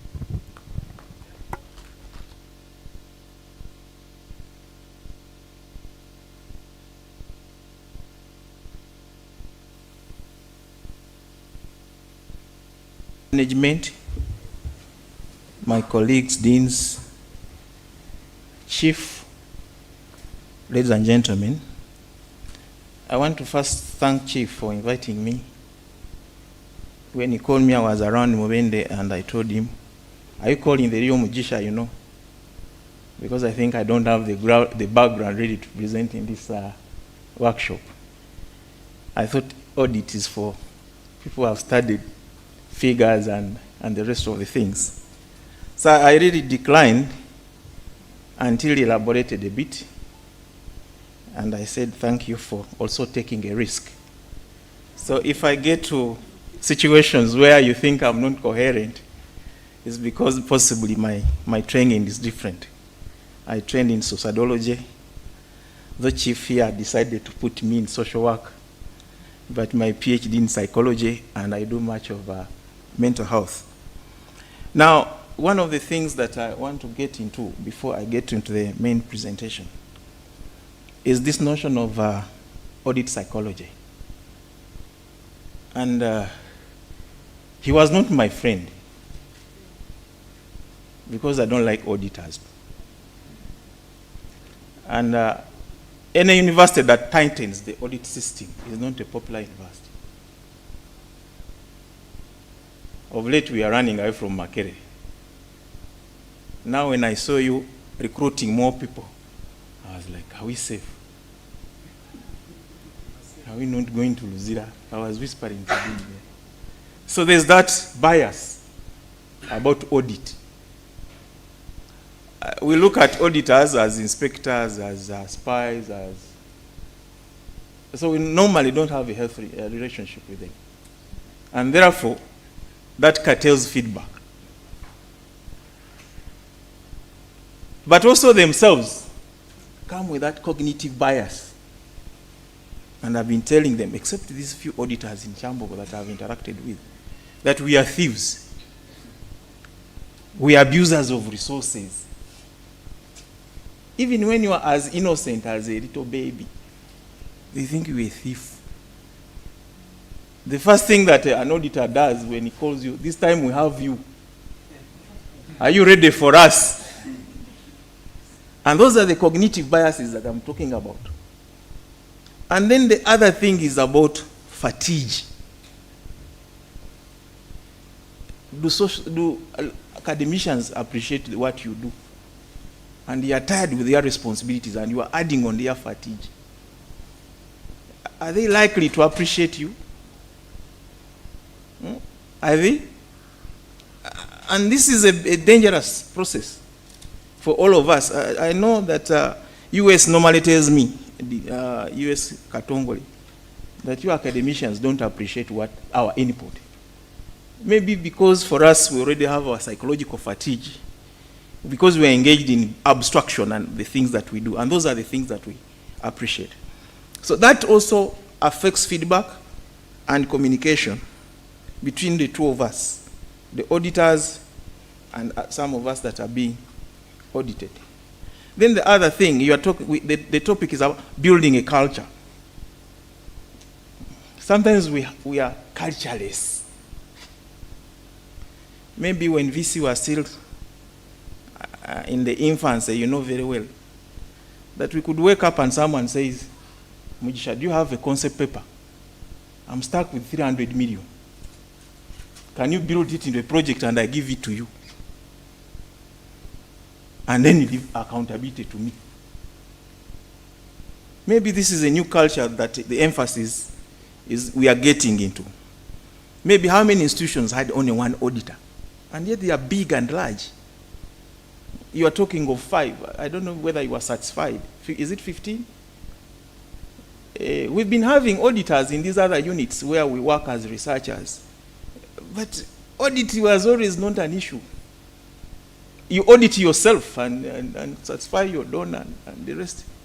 So that's what I wanted to put on the table before we get there into the core discussion. But I'll look at it from the point of grants because I like the other side. I'm not into a figure person. And they normally talk about those 3 C's that are associated with all audit functions, especially when it comes to grants. I think if we are to talk about audit, we have those expectations that there's clarity. We all share the same expectations between the donor and the recipient of the grant. And we have shared goals and also shared responsibility in a very succinct language and possibly nomenclature. That we are also committed to the same standards. Committed to the same what? Standards. On what needs to be done and very clear outputs. So if you are an American funding a Ugandan who is Mujisha, you are creating that commitment and standard that you think is ideal or global for all. We are not going to contextualize and say, this is a Mujisha standard, this is a Ugandan standard. So that commitment, that universal standard. And therefore, we also think that there are consequences if these two are not met, the two C's. Either the positive consequences or the negative consequences. Because sometimes there's miscarriage. And miscarriage brings in positive or negative consequences. Sometimes this C is substituted for, not for consequences, but for communication. The expectation that there's effective communication between the one that gives the grant and the receiver of the grant. Now, if I'm to set the context and to support what Dean Nakajiri is struggling with, and maybe to support her appointment, that universities today are not centers of mediocrity. They are centers of excellency. And that's why possibly we are funded, because the donors have high expectations that we have systems. They don't expect any level of mediocrity in doing things. And in most cases, when I struggle with accountability, my donors always ask me, do you have a BASA? Do you have an internal audit system?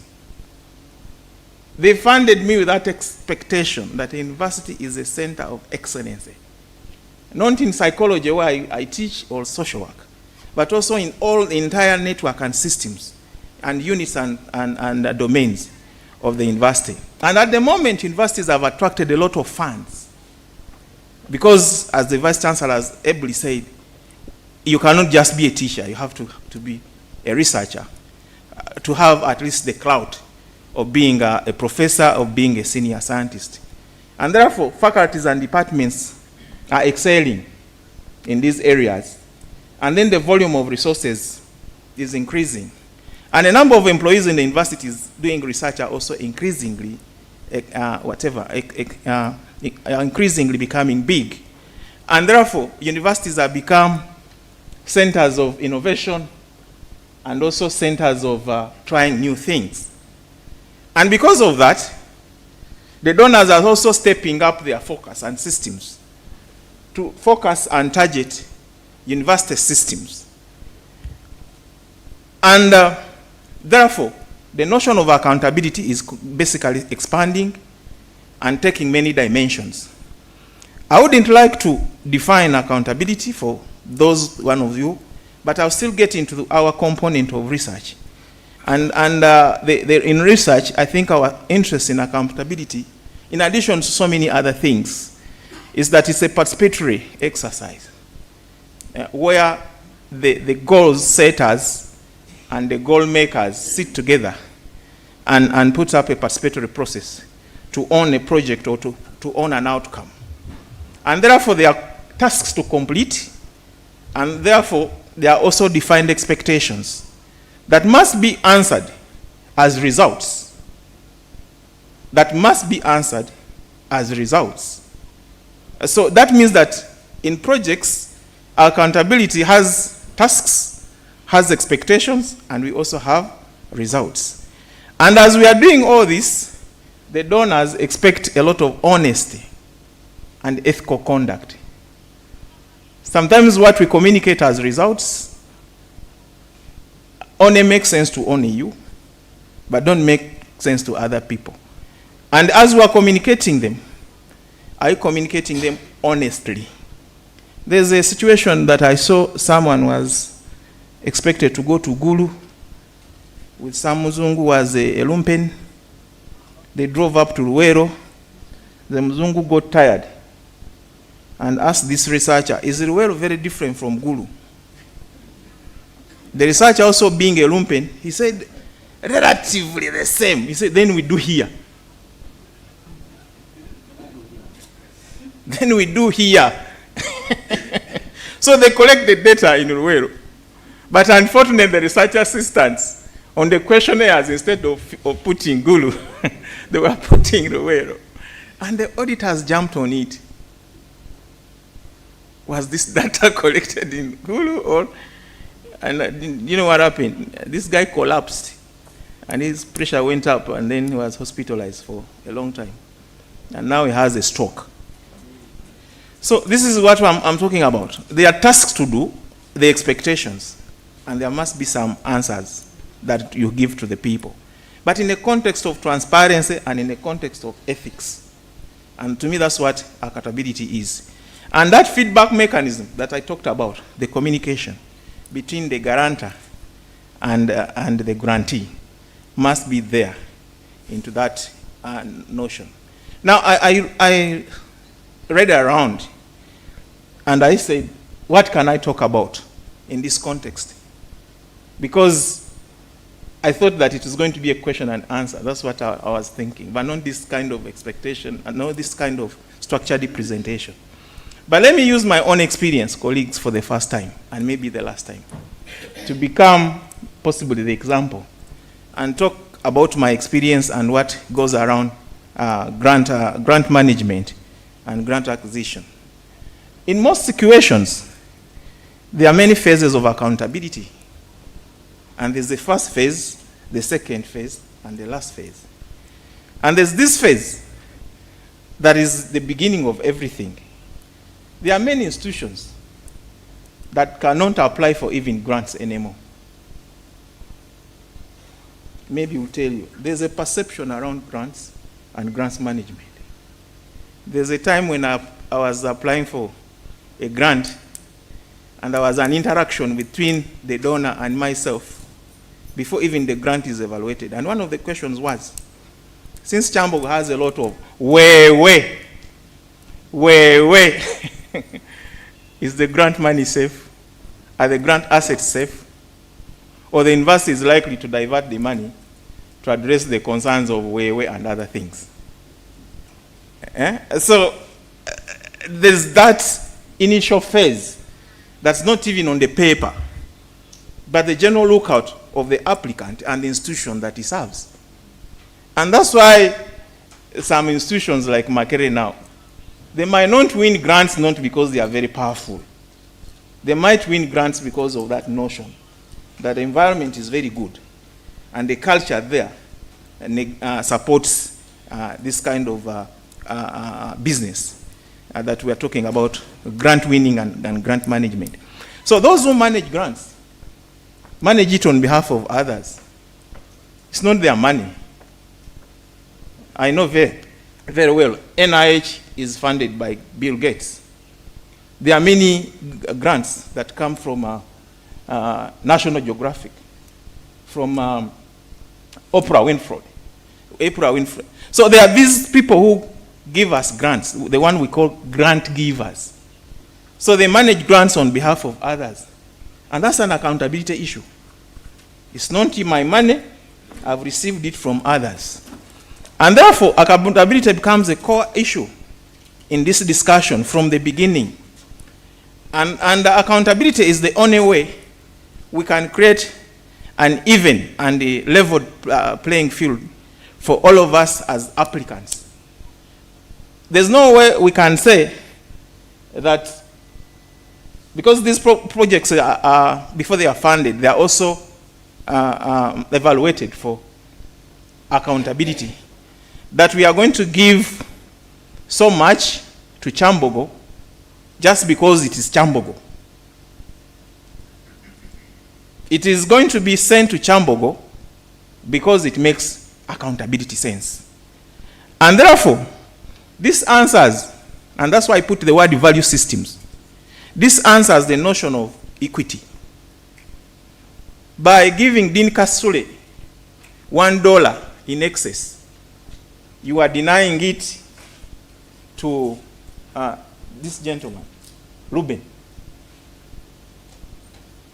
By not scrutinizing the proposals effectively, and you give Dean Mugampoza $100 in excess, you are denying a baby in northern Uganda an opportunity for immunization. And that's the equity issue. And also sometimes within the competition, we need to have equity.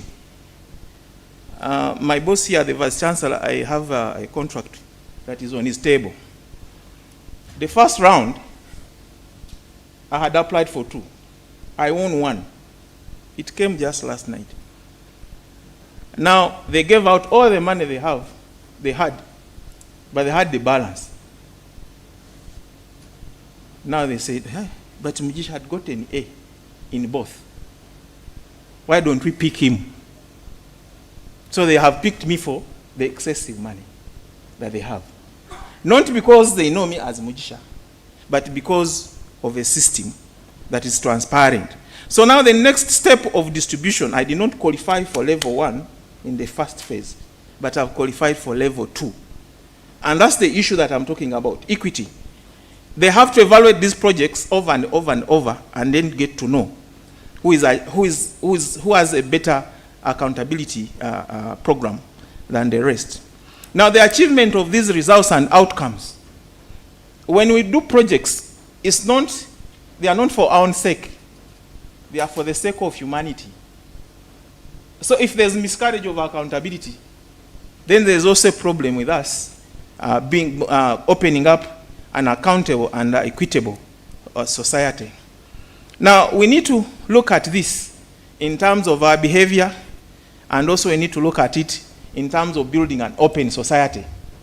Any society where accountability is closed, it cannot qualify to be a democracy, or a society that is open, or a society that is ethical.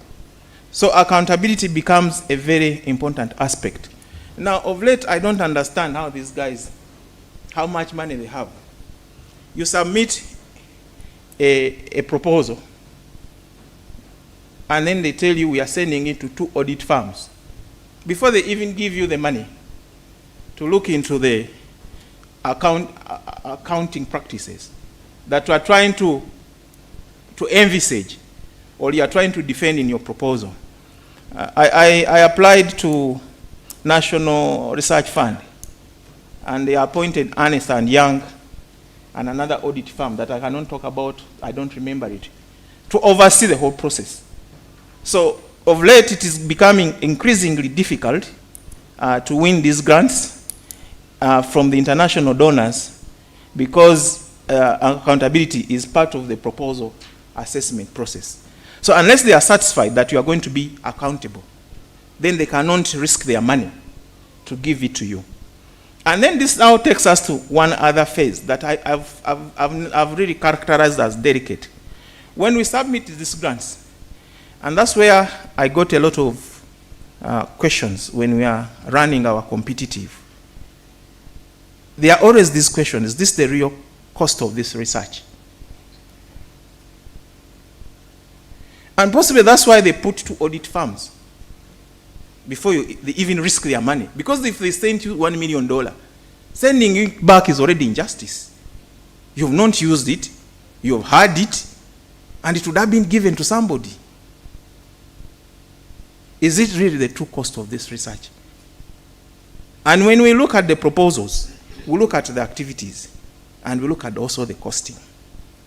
And in most situations, the costing and the activities are not well aligned, and they don't make sense.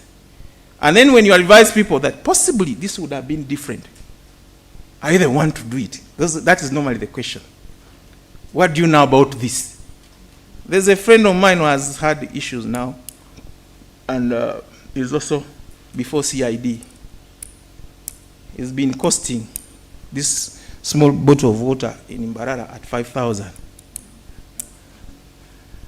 Is that the true cost of the research?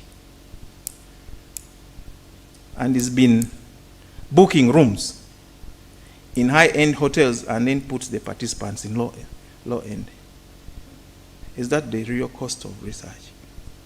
Maybe what we put as activities is, there's another one who has, and you know, some of them are even standard.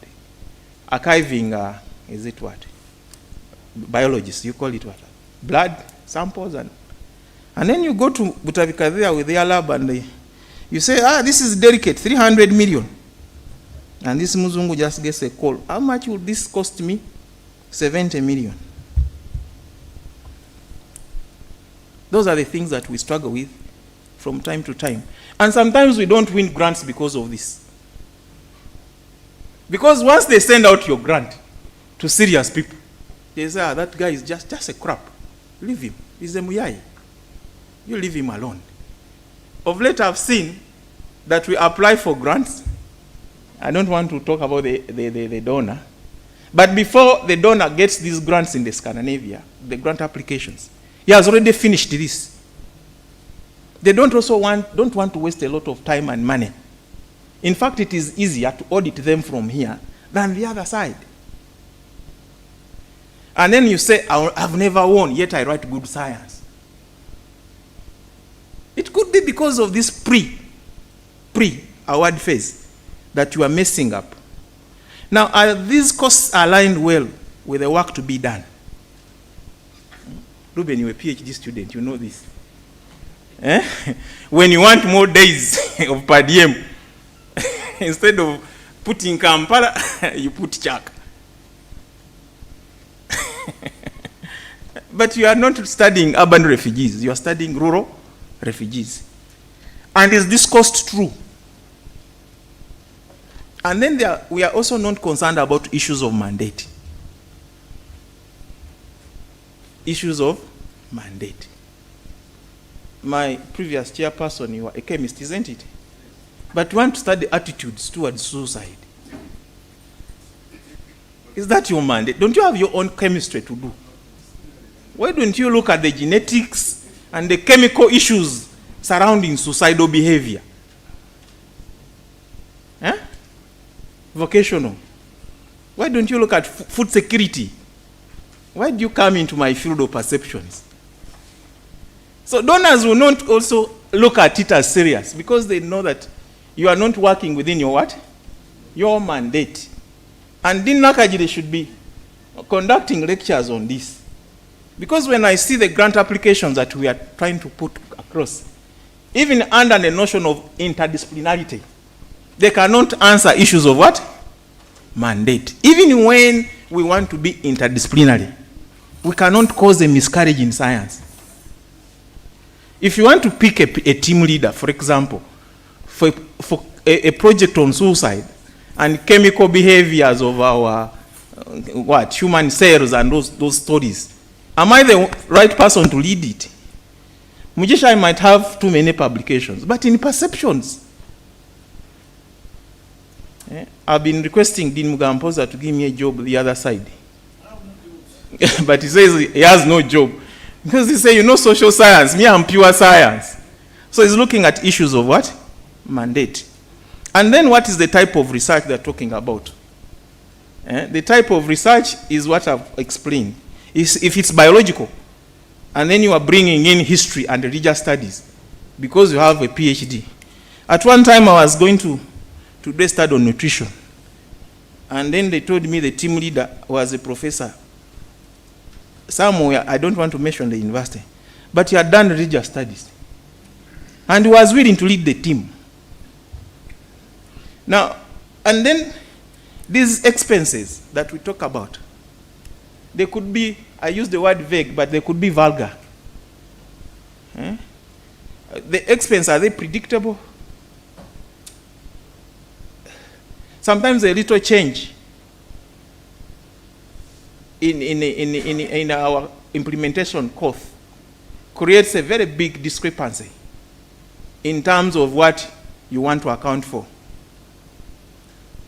They are vulgar. And sometimes we say, if it is dry season and there is shortage, the cost of this input might increase by 60%. That's being vulgar. Donors don't want now the notion called miscellaneous, or they don't want any change that is beyond 10%. Isn't it, Chief? In our predictable journey for spending. If I say this bottle of water is 1,000, maybe the variance should be less than 10%. But if I make it 5, I'm already vulgar. So what are these expenses that we are costing and putting in the project, and are we making them quite predictable? Everyone wants to do that. Now, what about uniformity in costing? Sometimes this is a big challenge. We are applying 5 people from Kyambogo University, but all of us have different costs. Let me give you an example. Now, Dini Nakajiri, you want to charge us administrative, isn't it? In one proposal, it is 70%. In another, it is 45%. And one of Mugisha, it is 15%. Are we not confusing the donor? You are associate professor, I'm associate professor. Compensation for you is 3 million. Mine is 1 million.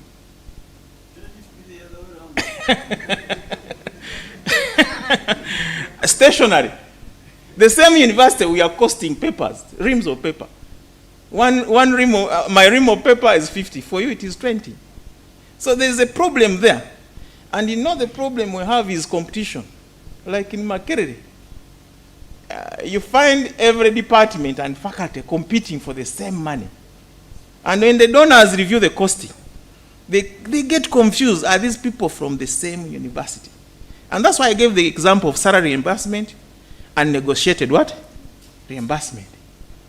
Even if I negotiate, can it be as high as 40%? Yet, Mugisha, you have said 15%. These are all causes of confusion. And then the policies that govern. We have a research policy. We have our budget book. But how much are they appreciated? I was talking to one of the deans. I said, you see, whenever we are costing, we need to get back to the budget book so that we get on the standard.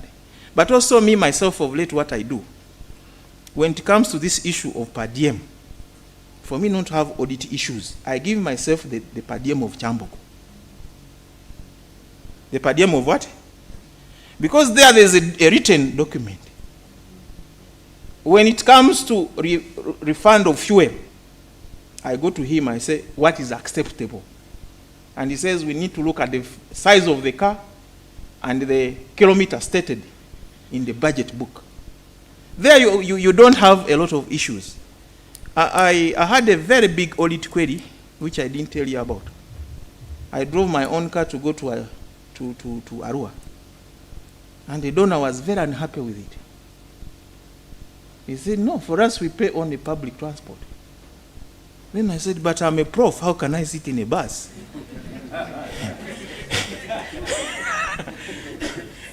Then he said, here, even my VC rides a what? A bicycle. So the debate was so serious in Belgium. And that's why this will be the part of my presentation at the end, harmonizing these frameworks. We harmonize the framework. Now they allow me to drive my personal car at a cost of 0.47 per kilometer. 0.47 euros. 0.741 kilometers per euros per kilometer. And when I translate it into cash, sometimes it is even more more cheaper. It is more convenient to jump in a bus than to claim this money. And the US keeps on laughing at me. He says, you went to Ginger at 50,000. Were you on a motorcycle? That's how these guys are serious. But the first one caused me issues because I was behaving a Ugandan. My Nissan Patrol, however old it is, then I could give it 700. To them, that is a lot of obscenity. You cannot abuse their systems. Now, but also the other side has its own policies, which we normally ignore. Director Human Resource, I'll confess here. As a PI, I thought I had powers to appoint people to work in my projects. Now of late they are warning me that I'm not DRH. I will come and apologize. I know you'll forgive me, you are my friend. But they want to see who does what in the university. Are you the one to witness the contract? Because they also don't want to create a risk to this university in terms of litigation, and they are not going to pay for it. So what are the policies? Then the other way around, in the US, because of Trump now, they are no longer going to give us contracts that are locally based. That Professor Katunguka gives me an appointment to be a PI. Now they want to give us contracts from the other side. But you have to write and do even examinations to ensure that you understand their accounting system. You go there, and on the system, and they give you an exam. But you also have to sign and confirm that you will conform to their ethical guidelines. So we need to balance these two. I've just completed one for my research grant in Masaka. And the contract is going to come directly from St. Louis. And then Kyambogo here will not have any part in it. But I have to take on all those processes. Now the other one would be the currency differences. They send you money in euros. And sometimes the euro is very strong. You understand? And then it gives you a difference of 10 million from what you ask for. And you enjoy the 10 as PI.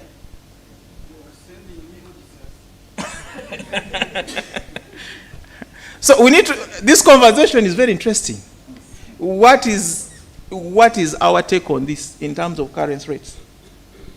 I've been a little busy, but they sent me some money a week ago. And what they want BASA is to confirm is it convergence rate? And then the money. And if there's any difference that accrues to that exchange, we need to agree on how to use it. But not me, Mujisha, to just decide. But there must be a conversation between us and the donor. Now, these administrative costs and regulatory policies, they are the biggest pain. They are the biggest what? Pain. And they are not very well elaborated in Kyambogo here. Dini Mugampoza, if I'm sorry, if you're a friend of auditor, things will be different. And me, if I hate him, it will also be different. For example, let me give you an example. If it is Basa overseeing my project, who takes the administrative costs? Is it him or VC? Or the institution? But is there clarity in terms of policy? Because sometimes the VC is my supervisor in the project. He's my supervisor. And isn't that compensation for his labor? But also Basa is supervising all the requests and other things. Can't it be compensation for him? But at the same time, it makes sense if that money goes to the institution and they buy a computer. Those are all legitimate questions, isn't it? But which policy guidelines are we using? I've seen a lot of fight over this money in Makerere. We are just lucky here that the money is small. I have a grant that generated around 300 million administrative costs. And I remember the music there. The faculty, it is our money. The department is our money. The other office is our money. Where's the clarity there? And to use it on what? To use it on what? Me, I want to be guided in future auditor. This vagueness is not healthy. Because if Basa is my friend, and I know he has a wedding, I can give him all the money. Because there's no policy. And sometimes we don't even know, and this is also what I struggle with. We don't even know the administrative costs that related to these projects. You'll find the one of $1 million paying 2 million administrative costs. And the one of Mujisha, which is small, of 60 million, paying 3. Isn't that also an audit issue? Who has costed the administrative burden of these projects? You are sorry to say you want $1 million. So is there a percentage that is already approved, maybe by a legitimate entity, such that we don't have that mix-up? And me, I'm already seeing it. Some don't even pay at all. Some don't even pay at all. Now, the other one is this setting up of a robust management system and standardized procedures. There's a problem that we are still having in terms of reporting. The donors want to access our technical reports and our financial reports in a standardized system, the way you have Archimedes. And that's why sometimes we run to Makerere, because at least Makerere has reached somewhere. And that's what they normally ask me. That was the last query that I had, Basa. Can someone be in Brussels, the way you access your system here and get to know the balances? Can they also go into the system and see how much is their money? And these are going to give us a lot of challenges. They are expected outputs and expected reports, and we normally don't do this. Dr. Nakajiri, we've been talking about competitive. We said people should report at least once a year, and we've never gotten anything. And not only reporting about activities, but also an indication of their finances. You cannot get anything.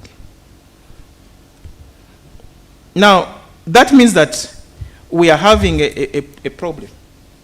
Sometimes the systems are too young this side, where you are receiving the money, and also the systems are too advanced, the other side that is giving you the money.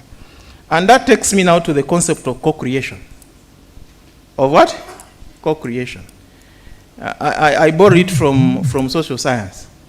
If it doesn't make sense in audit language, you can tell me that I'm being nasty.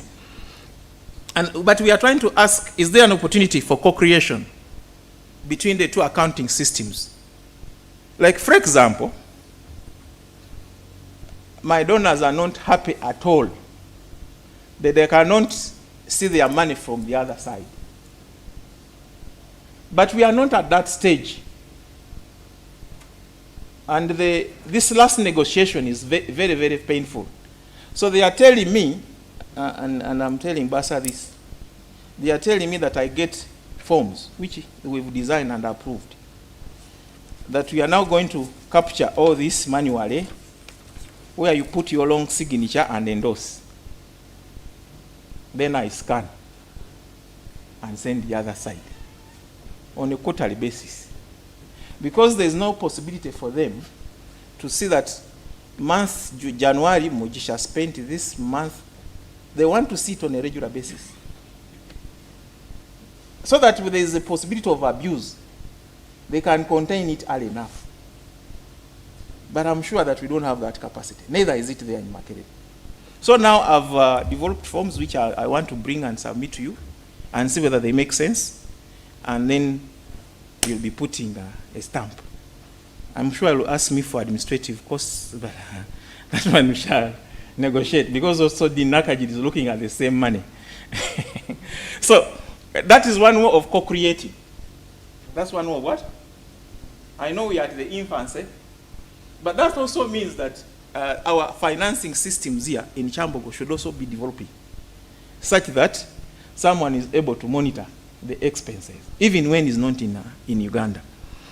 But the problem is also, they also operate a rigid system. Because they are donors, they can dictate what they want to see in the accountability. But not us also demanding that we need some space in the negotiation. There are many things that are not feasible here. It has taken me a lot of time to convince people that the original receipt is for chief auditor here. The original what? Receipt. They want the original receipt because they want to send it to their own appointed auditor. And then they say, okay, scan the original as a compromise. So there's a lot of, that's what I'm calling patronage, hegemony, and sometimes losses. This donor that I've worked with, Professor Kakutunguka knows him for a long time, is now telling me that if Kyambogo is not growing, yet we funded you for a long time, maybe this is our last grant. But I keep on reminding them that Kyambogo is a public university. Universities that are public are not very flexible to that level. And possibly there are also issues of compatibility of software. Maybe to access, you need particular things. Dinakas we have been telling you about this, that as a grants person, can you access some of these donors in terms of submission of proposals, but also submission of budgets? Yeah, it is very problematic to submit financial reports to NIH because their system is way above, way advanced. If you want to use our traditional software and systems, I've seen people run to Makerere just to submit a proposal and to submit a budget because of compatibility. And therefore, that means that we organize our functions. Some of them are very old record systems. They are manualized, they are what, and nobody is interested. So if in case there is an audit query, they have no appetite to enter into our systems of accountability because they are extremely old and manualized. And then this other issue that I've talked about. As we are harmonizing accounting systems, what is evidence?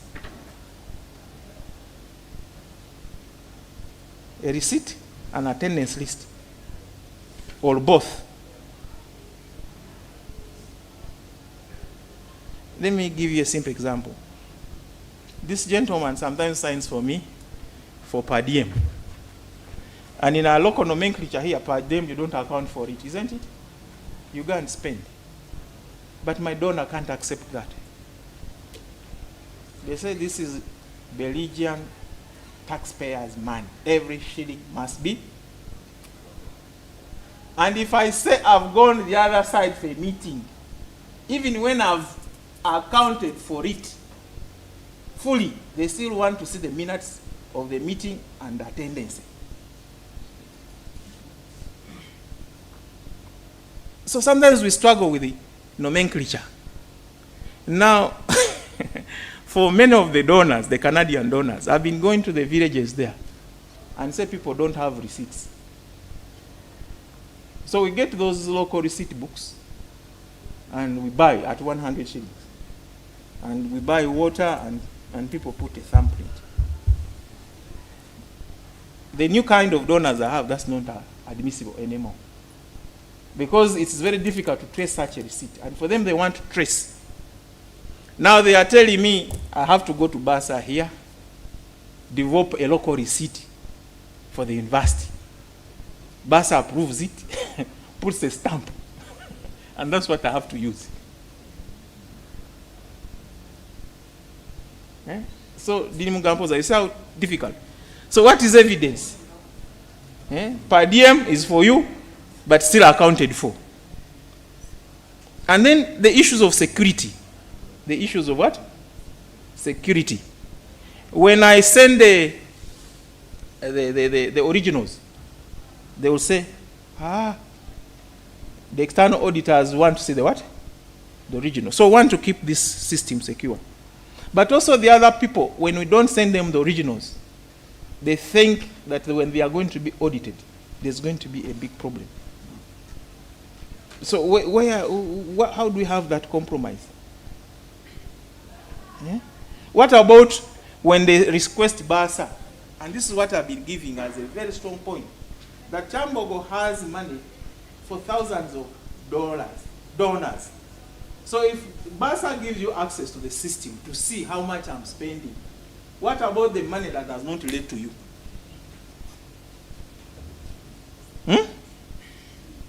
What about the money that does not what? Relate to you. And this is what is still helping me to dodge that question. Because I always say this is pooled money. If Basa gives you access, then you are going to read beyond what is concerns you. And then the cost of integration, who pays for it? The American system and the Kyambogo system. If you are to advance it, who pays? Donors don't want to pay, but they want advanced systems.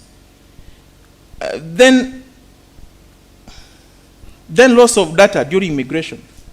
It is possible to integrate, but also issues of compatibility might make loss of data in terms of whatever. And then you've talked about AI.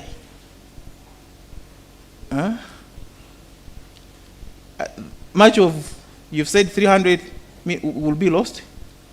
So if the people who are doing the other side are robots, and for us we are still human beings, can we speak?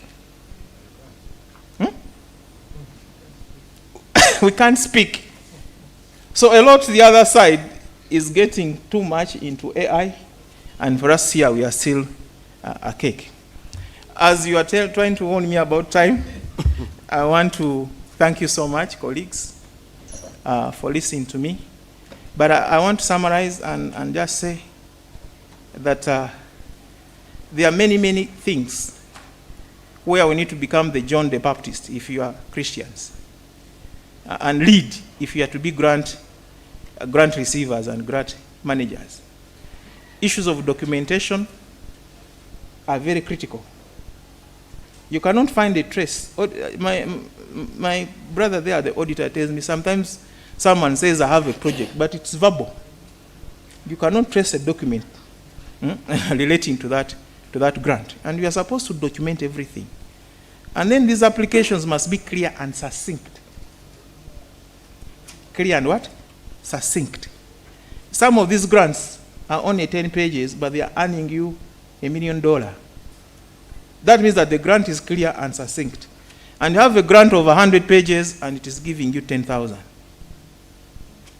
So grants are not about size in terms of pages.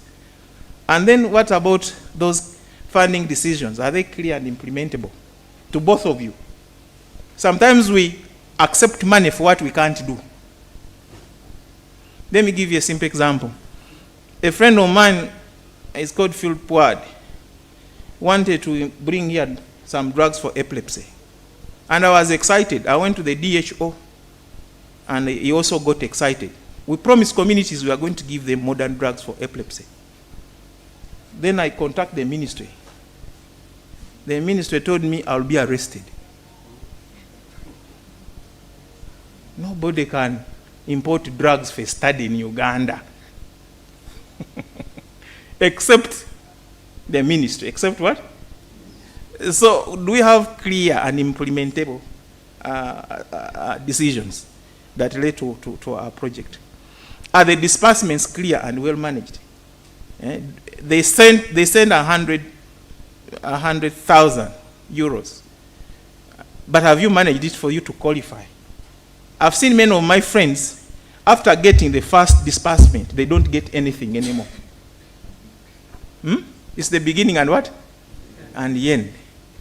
Just look at these projects at Makere that were funded by Grand Challenges Canada. Those guys gave me $1 million. I did it very well. But those that they had given, just the first release, failed to manage it. So they told Makere that add this money to Mujisha, and then the other people don't even send them the last lot. You understand? So there must be clear and well-managed procedures. And then the issue of reporting and a clear audit trail. SCP Chief, thank you so much for the invitation. And thank you, colleagues, for listening to me. Thank you very much, Associate Professor Mugisha. And I think his summary has contained everything. It was quite a lot to absorb and comprehend, so it leaves us thinking a lot. But just to highlight one of the aspects, we have to overcome this bias around audit and know that we can work together to get things streamlined. But also we need to build the culture as an institution and also put in place the necessary systems that enable us to take this on. So since the questions are coming at the end, I think I'll hand over. Thank you very much, Doctor, for chairing this session, and thank you very much, Prof. Mugisha, for that presentation. We are going to straight away go into our panel discussion, and this panel discussion will be, we shall have the University Bursar, Mr. CPA Stephen Kasiri. I said Mr. CPA Stephen, you are very welcome to the other side, and then shall have James Tinamasco, the Deputy University Secretary, to also join the panel. We were supposed to have Associate Prof. Mugampoza, but he's outside doing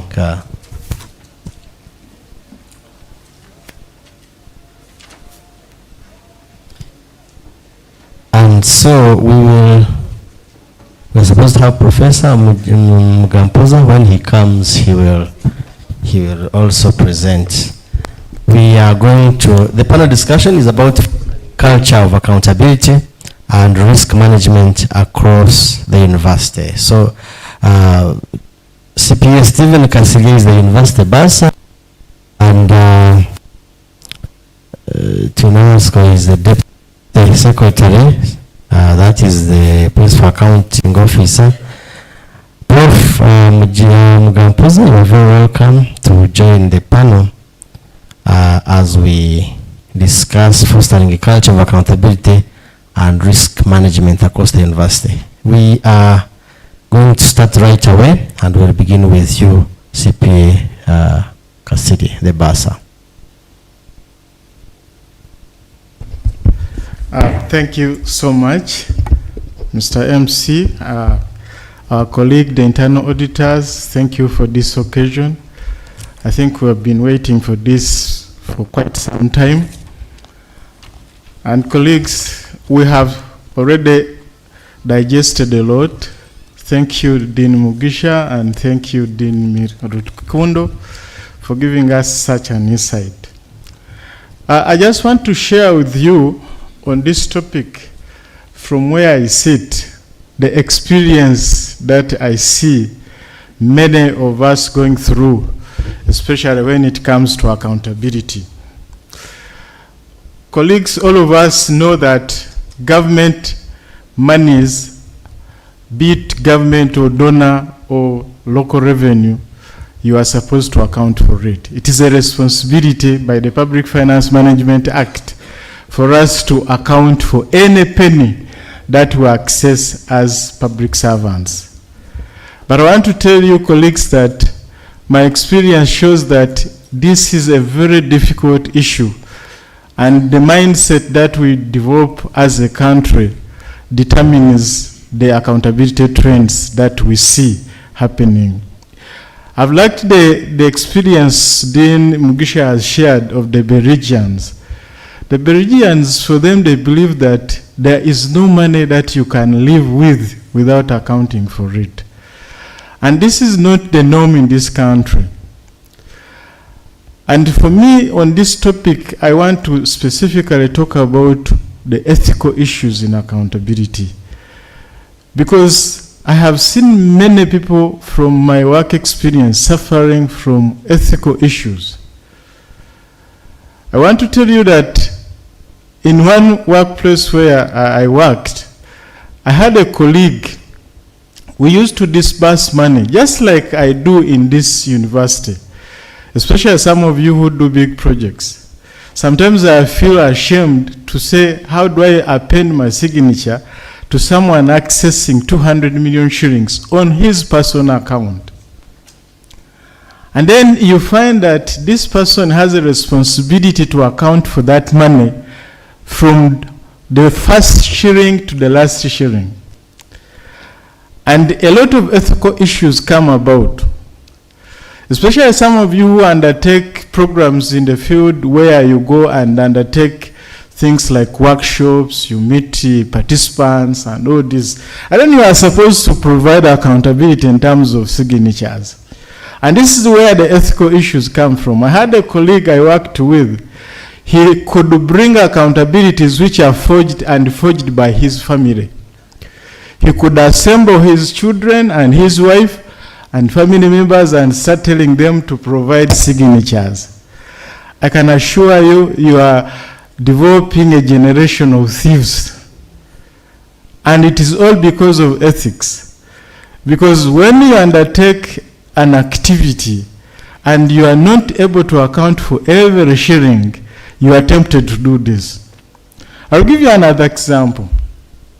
We had a colleague who was going in the field. Dean Mugisha was talking about fuel. You see, someone has signed off to go to Soroti. I'll give you an example of Soroti. Or Paida. You can put it anywhere. Paida, Soroti, Bushenyi. And then you say, I'll need a full tank. And you ask for fuel of 2 full tanks. And then you think that maybe going to Paida, you need a full tank. But because of ethical issues, you end up making accountabilities which have, you put a full tank in Banda, and then before you know it, when you have come back and you feel like you have a little more money, you put another full tank in Chireka. So someone will say, how did you use full tank in Banda on the same day and you've put another full tank in Chireka in the same car? So these issues end up catching up with you, and before you know it, you end up answering before park, and then you will not believe that you are the one who put this receipt. So some of these ethical issues come out in accountability of public funds because we have not developed a mindset which helps us to understand that you need to submit accountability which is ethically accepted. That is a very, very big issue. And one of the tips that I want to give in this meeting is that once you do have access to public funds, ensure that you timely account for it. In our public finance manual, in our Kyambogo University financial manual, we give you time to at least up to 60 days. And the manual instructs you that if you in any way fail to account for that money in 60 days, you have to request for more time from the accounting officer. But I can tell you that if you have accountability to do and you spend time without doing it, I can assure you the receipt that you got in Bushenyi will be washed in your shirt. And before you know it, it is washed. You can't find it.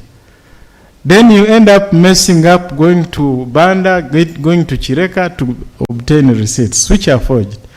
So, colleagues, I want to say, if we are to build a culture of accountability, we must be smart in mind.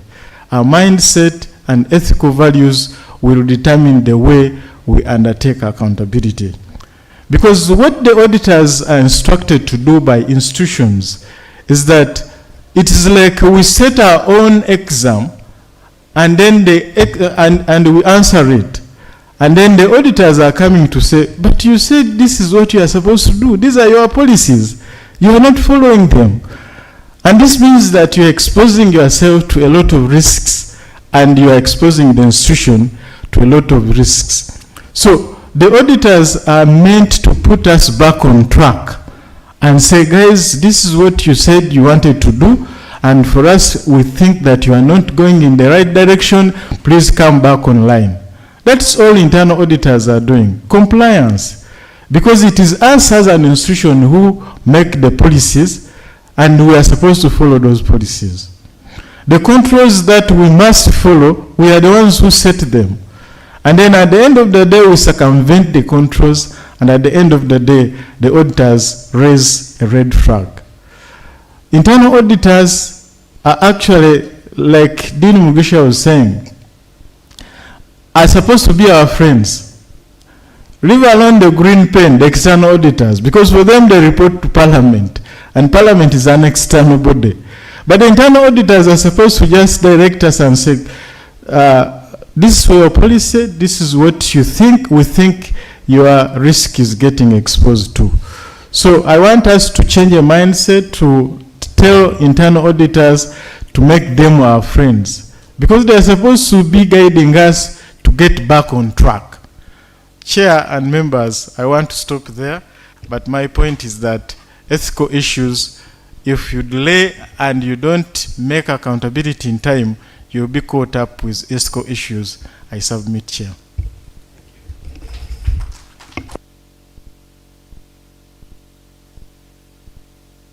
Thank you very much, Bansa, for your presentation, Changing the Mindset. We shall come to it later when we are asking questions. Now, without wasting time, we will follow that order and go to you, Mr. Twinamatsko.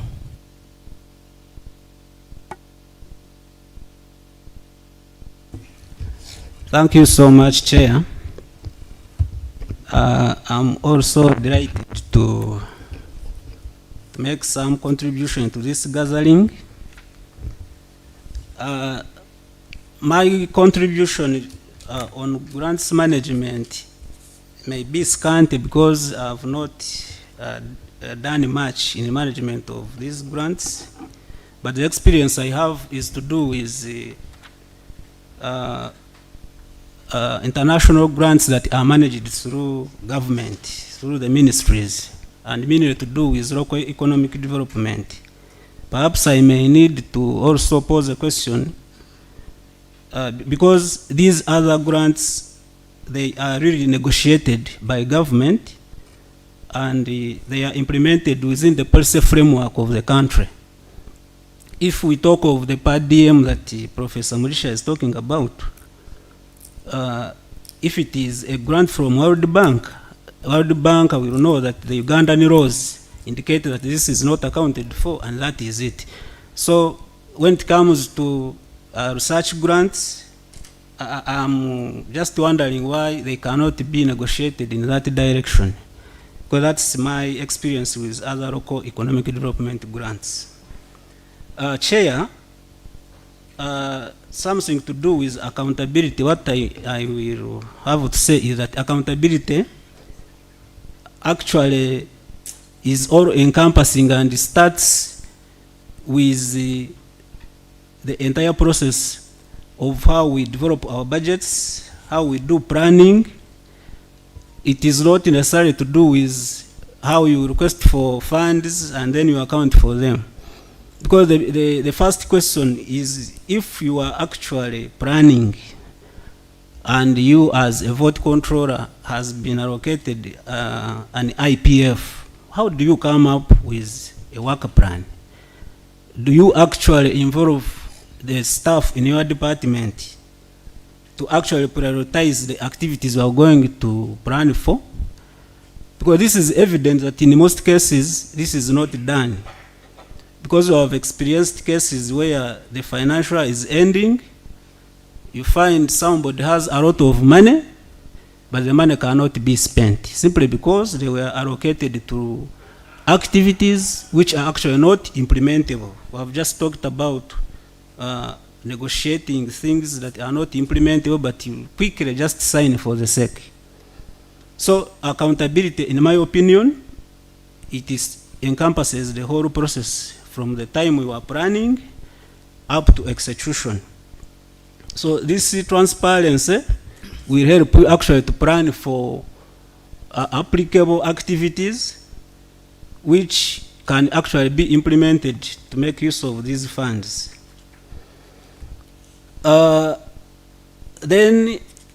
I have witnessed a tendency by some of you, the vote controllers, to think that you are passing on blames. Because I'm wondering why, if you are a vote controller and you are signing a requisition, you just pass a requisition well knowing that really this requisition is faulty, but now you want the accounting officer to be the one now to turn it off, because you are saying, nze namwe jeko.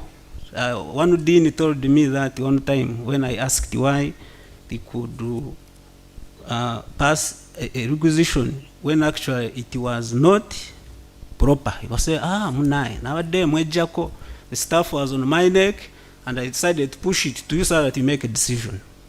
Now,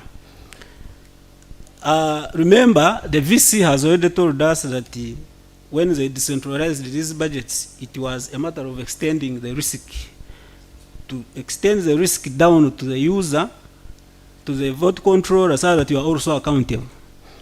You may have to remember that these days, when the accounting officer is invited to park, he has the authority to invite anybody he or she wishes to go with, so that some of the questions are extended to you directly. So it is no longer those days where the accounting officer would answer for others or their mistakes. Now, if the queries that are going to be answered in the parliament involve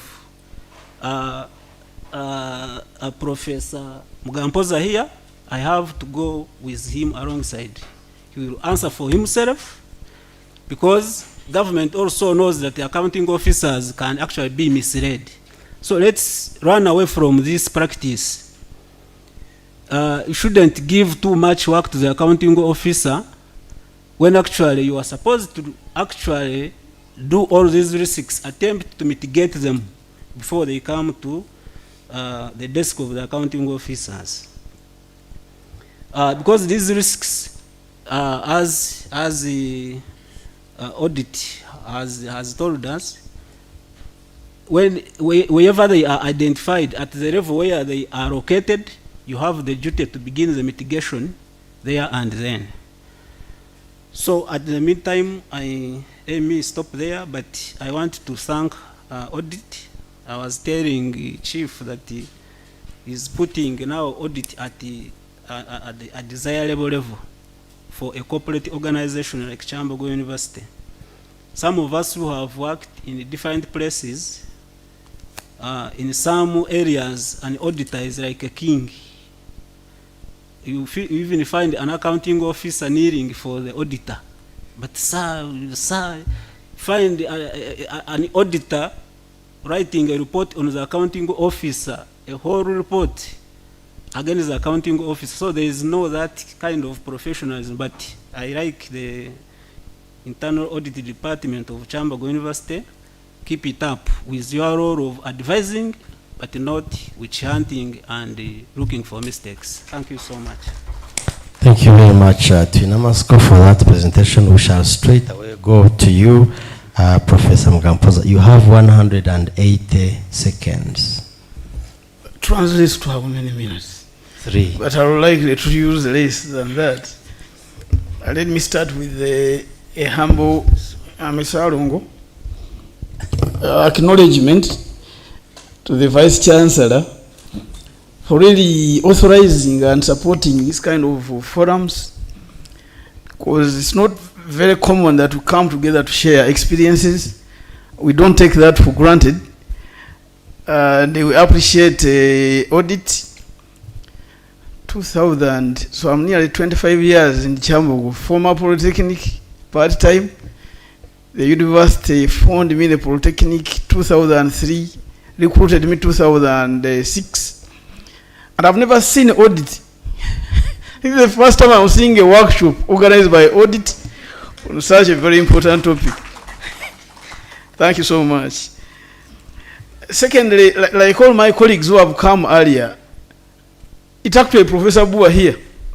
For me, when I read the memo, I didn't bother to turn the other side of the story. I said, okay, I will attend the workshop. Then the one told me, we're panelists. Say panelist on what? And audit, I'm not a fan of figures. I know bacteria. And the money men are here.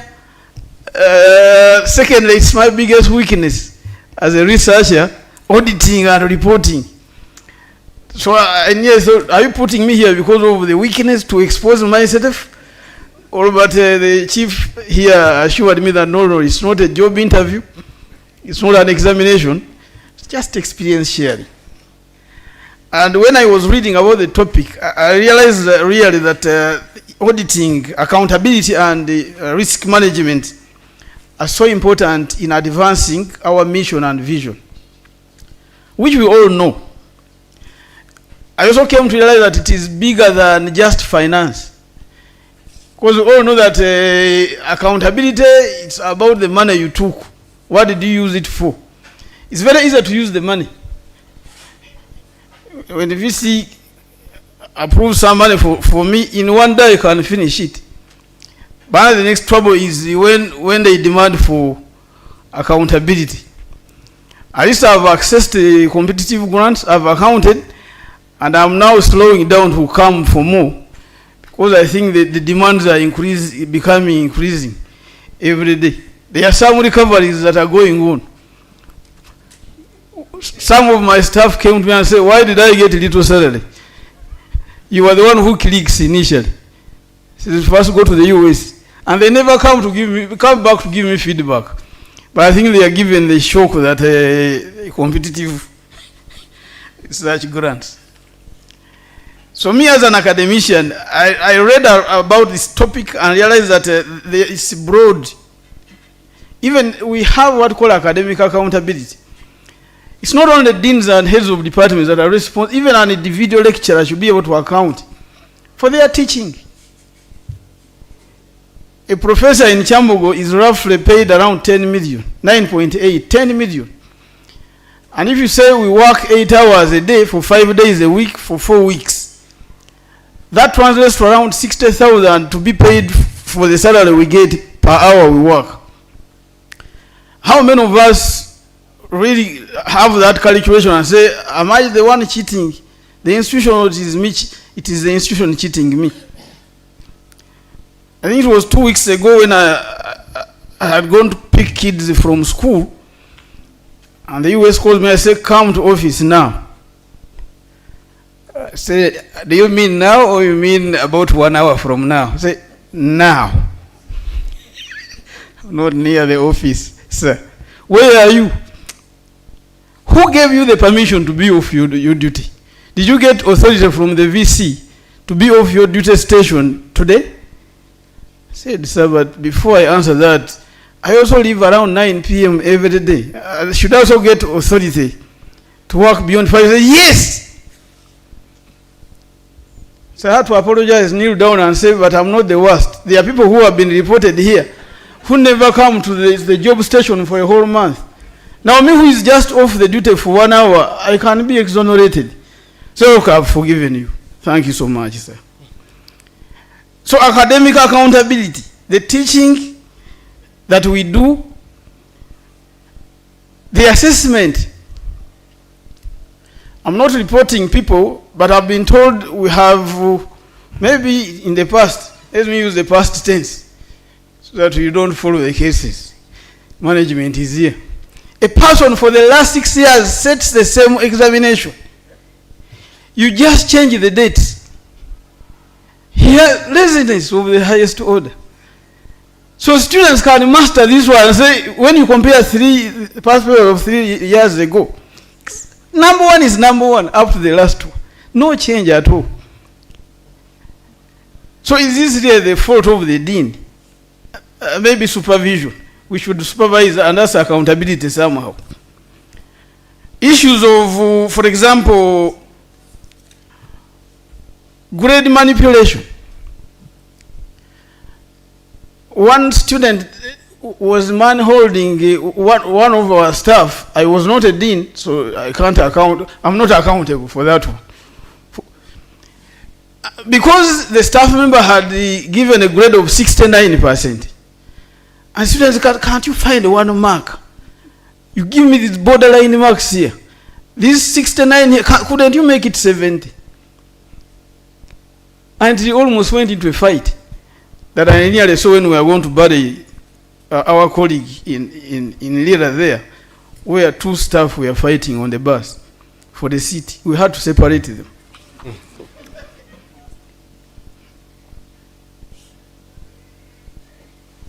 Research misconduct has been talked about, you know, research. And me as a supervisor of research, we have a gap in this area. Colleagues who are real in academia can agree with me. I used to call students. There's a lady I personally supervise from Obositema since 2014. So every month you call where are you, what is happening. I've now stopped. The blame now comes to the supervisor. Do you follow your students? Where are the systems to help us really account for this effort, this area of supervision? It's like a subsidiary thing. If students come, I will supervise them. If they don't come, I have other issues to address. But I think in academic accountability, this is another issue that we really need to think about. So financial matters, those are for the generals, but we also need to account for the university funds, or even externally funded projects. And this is the biggest challenge. US, you approve me to go to a learning center. I think it's part of my routine work. Am I expected to come back with a report and accountability of the fuel, the full tank that I've heard about? But it's part of when I go home and come back to work tomorrow, I don't give you accountability. And I have programs there. So it's part of my routine work. This is an area that probably we also need to improve. That should it be only external? The question session is about to come. That's my first question. Reporting, adherence to financial guidelines, this is all our major weakness. And proper documentation. I recommend that we should go as digital as possible. At least if you have a competent secretary, office administrator, this helps a lot. Because there are cases you get where somebody raised a complaint 4 years ago. I don't know where the document is. I can't type in the name of the guy in my laptop for the record to come out. I cannot rely on the office administrator and use the language of directives. Can you please provide me with this document? I need it in 10 minutes. But you are praying in your heart that they find it. Fortunately, they find it and bring it. We may need to really think about digitizing documentation. From Dean Rukundo's presentation, I've learned that I need to put a new committee in my faculty, risk management. I think we need to profile the risks in our faculties and schools, administrative units, and know how to manage them. Otherwise, this is a big potato. They may touch some people, but what can you do? We are lucky VC has not yet called us, say, give me information about ABCD. At one point, I was required to say, account for all your staff members on duty today. Says, I am accountable to the heads of departments. They are the ones I supervise. So, let me not micromanage. But it's a big area that really, I think as a dean, you must account for everybody in your faculty and school. Have I used 60 seconds yet? Near last, or second last, is the systems. And this is what the VC says. We really need to go into this area. We need to develop systems. We need to build the capacity for academic and administrative staff in compliance. And I think this workshop partly answers that. Culture of accountability. And culture is not something you can build easily, but you begin somehow. For me, where I keep acknowledging audit here is that we really need to get scared of you people. But now when the Biarugaga Mark, I saw him around in the morning, he said, I'm in your office. I quick say, wait a bit, give me, I'm coming. We don't fear you anymore, you have demystified. And when he comes, it just shows you gaps and tells you areas that you need to improve and how to improve them. You feel at home. This is the way to go. So I think this part will build it to this culture of accountability. We also need to build dialogue between auditors and stakeholders so that we really don't look at you as a fault-finding team. Fault finding. That will widen the gap between you and us. Lastly, as colleagues really emphasize, we need to promote ethics and integrity in our environment, in our university, honesty, fairness, and responsibility as part of our culture at the university. Thank you so much. Yeah, thank you very much, our panel discussants. Maybe to remind you briefly, the Basa talked about being smart in the mind in whatever you're doing. You cannot say you want two full tanks and one of them is from Chirekat Kyambogo. Just use your mind, be smart, and know that it doesn't work. He also talked about timely accounting for public funds, 60 days. He just gave us more days, but he actually meant 2 months. And I think those are many days that we can account. And then finally he said, change the mindset. Be mindful of risk management. Then James says we need to have, the Deputy US said we need to prioritize our activities as per the work plan. That will help us not to have money that is unspent and we run around in circles in the mid-June. And then we should avoid pushing the responsibility to other people. And that's what the VC said and what he keeps saying, manage your office. And then the Professor Mgampoza said everybody should account for their actions beyond public funds. That goes to time, account, academic, and many other things. And this thing of the same exams for all those years, wasn't there moderation? Or the moderators also forget? They can't know that this is the same thing that came. Anyway, to have questions, and the privilege of being the chair, you can ask first. You say we have 5 minutes, then you can ask and give 2 minutes to the others. They may begin. And this one goes to the BASA. We are more reactive than proactive.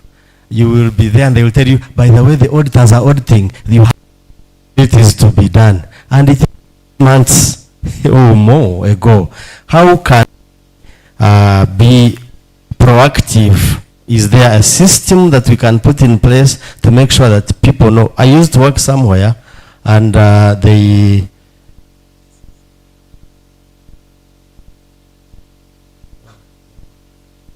would not pay you the salary if you have not accounted. But it was a small group of people and small money involved. But can there be something that can compel people to proactively be responsible than reaction? When there is something, then we all run around like headless chicken. Can there be something? And then two, there is a culture. And someone will tell you, this is Kyambogo. But what is Kyambogo really? Can Kyambogo do good things?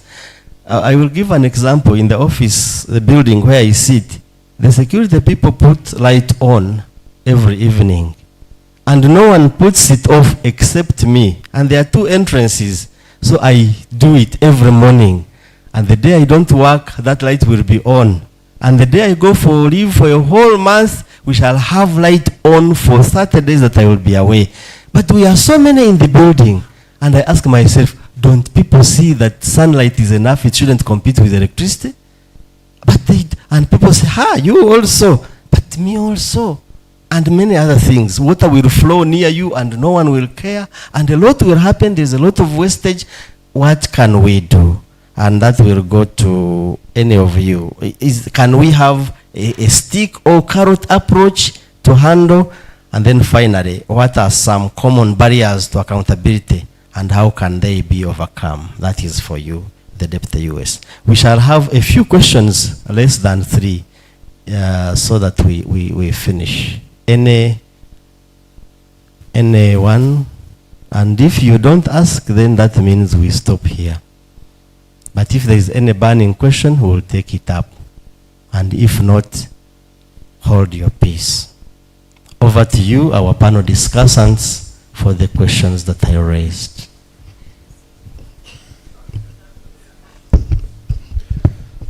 Okay. Thank you, moderator. This is not really a question, but Dean Mugisha reminded me I didn't respond to the aspect about the overheads. And the university overheads are well laid out in the grants policy, grants management policy that is going to be tabled to council for approval. And they range from 5 to 15%. However, the challenge I'm getting is some funders put a limit of 20%. And then the researcher asks you, should I extend it above the 15% to 20%? And then the other is some funders, even if it's 5 to 15%, they need you to break it down. Where are you going to spend the money? And the bursar has to sign that those are true rates and they're agreeable to the institution. So probably this is something we really have to look into with the bursar. And the other aspect that constantly comes up is around staff rates. There are some European Union grants that are ongoing. But when you look at the rates that are being given, at Kyambogo, we are within 1,250 to 1,800 euros. Makerere at times goes to 3,000, but there's no basis. Now the challenge is, again, these are not our staff rates as an institution. And they're asking you for staff rates. And then the researchers feel that when they put the staff rates, they are too low.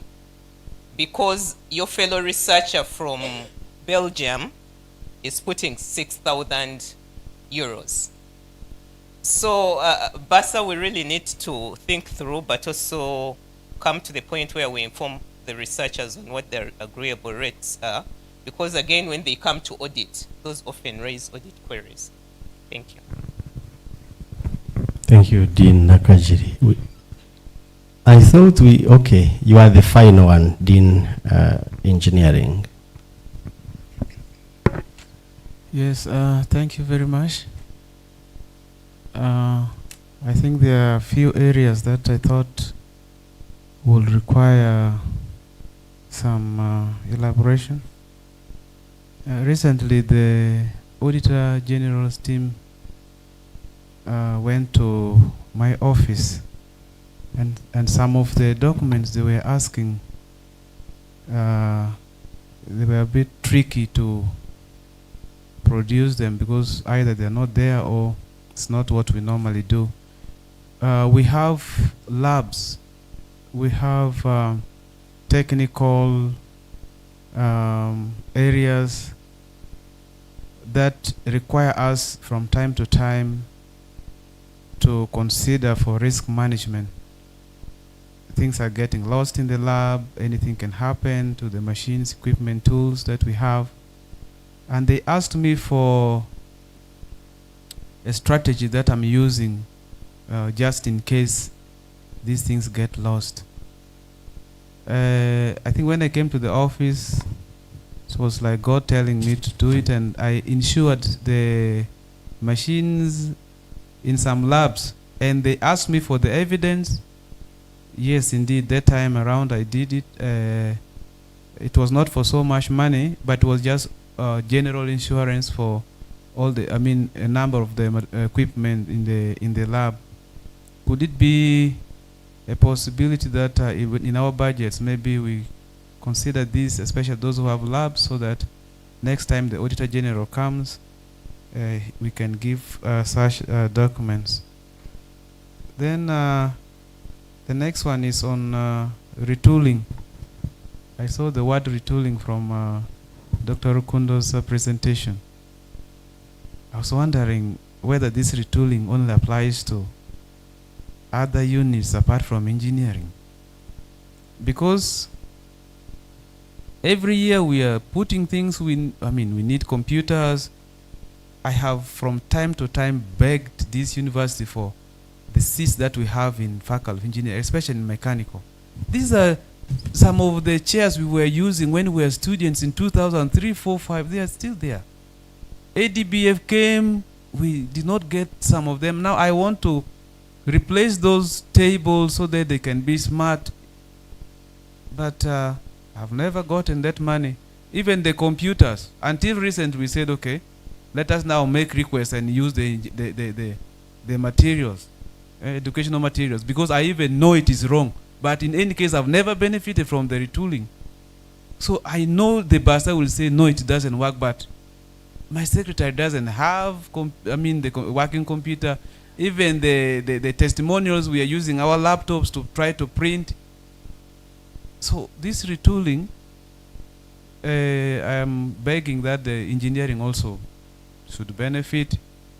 This, otherwise, this auditing thing maybe may not be relevant for us or something. I don't know.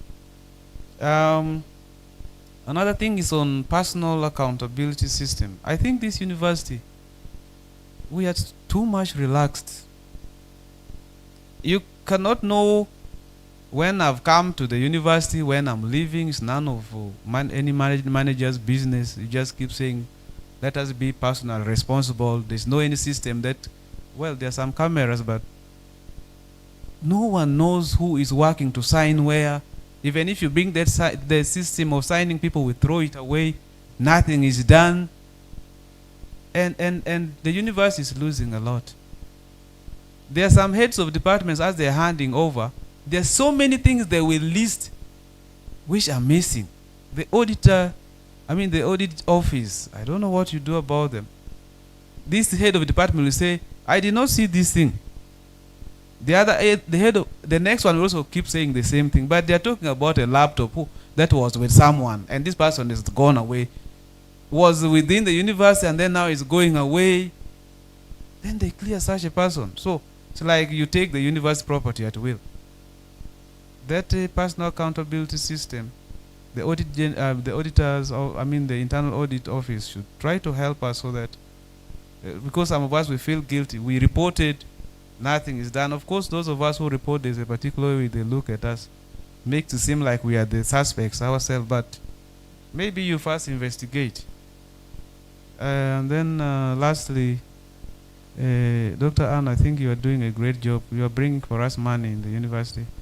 Someone told me it's possible that we can have funders looking for institutions where they give money for them to spend. I don't know if we have such in the university. Otherwise, Faculty of Engineering is looking for money to spend, in any case you have some money, you need to think about us.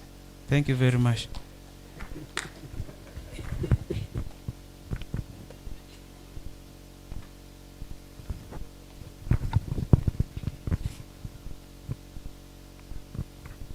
No, that was the final one.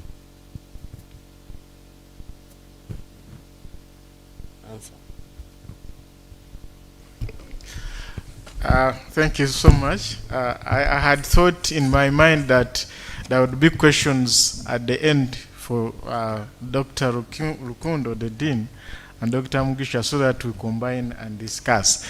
But maybe the moderator thinks that the time is not on our side. But I want to say that in Kyambogo, one of the things that we have suffered with and we may have to fight a lot is mindset. I can assure you that enforcing accountability in this university can even cause you trouble. It caused us trouble when the Auditor General said we recover money from 2 of our colleagues. And I can tell you that one of us wanted to fight the US and the BASA because of that. And actually one of us also went to court, and the court made him to pay because he was alleging that we were recovering money from him without following the law.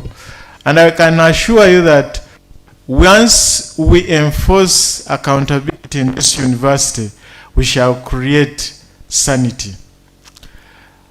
We have 2 cases of people we are reducing money from now. The people went for staff training. 20 years down the road, no progress, no degree, no masters, no PhD. We are recovering that money. Some of them have the guts to come to us and say, stop. One of them actually wrote the US recently and said, stop. And we said, we are not going to stop. Some of you are being recovered money for research. You've taken government money, you are undertaking a research, no progress, no nothing, no account. We are recovering that money. So we are enforcing, and we are going to enforce it a little more. Because if you want us to create sanity and the mindset of accountability in Kyambogo University, we may have to enforce those guidelines. The Public Finance Management Act and the Kyambogo University Financial Manual gives us all the authority. Because even that colleague who went to court and said we recovered money wrongly, we used the manual and the judge said the university is right. So please, colleagues, mindset is the issue. And if it comes on your desk that we have deducted salaries, I mean your salary to halfway, I can assure you it will pinch you next time, you will not do it again. So we are doing what we can so that we create that culture. I have seen the issue of wastage in this university. It's also coming out of a mindset. Like the chair is saying, most of us leave our lights on when we are even going home. And you don't even take the responsibility to say, this is power being consumed by the university. I can assure you, we have a lot of wastage in terms of water, in terms of electricity, in terms of all these services that we receive. We have a lot of wastage. So we want to assure you that if we don't change our mindset, we shall continue lamenting in this manner. But I can tell you that it is not going to be too long. But for us, we shall continue deducting your money. And when we deduct that money, we shall only ask the Chief of Human Resource to inform you that we have deducted your money. And that will be the case. So I think I can stop there for now. I give a chance to my colleagues. Thank you, Chair, once again. Basa has talked about mindset. I will not repeat, but I want to make a small comment to do is the phrase, this is Kyambogo. At us who joined the Kyambogo later on, we came with a lot of vigor and morale to really add add value to the institution. But whenever you are interacting with someone and he tells you, you know, this is Kyambogo, this is Kyambogo. And I wonder why Kyambogo should remain like this. When it comes to wastage of resources and utilities, I'm on record to have been up with the estates, engineers here. Every time I pass around and see water flowing freely, I call engineer. Please, send your boys, let them really treat this matter and what. But the thing persists for almost a month. Water is flowing. Then what happened the next month? We are getting a bill of 1.5 billion. And now again, when we are planning and we are prioritizing that we must really effect these bill payments, we have to make cuts from your own budgets. Because this is a priority. There is no way the university can run without water and electricity. So why can't we take responsibility? Like Ruben is saying. Because we are all stakeholders here, why would you see power which is being consumed for nothing? And what does it cost you to switch it off? I was actually arguing this workshop with the students I was interacting with some time back. So this issue of the culture that this is Kyambogo is killing us. And it comes back to also you academicians. The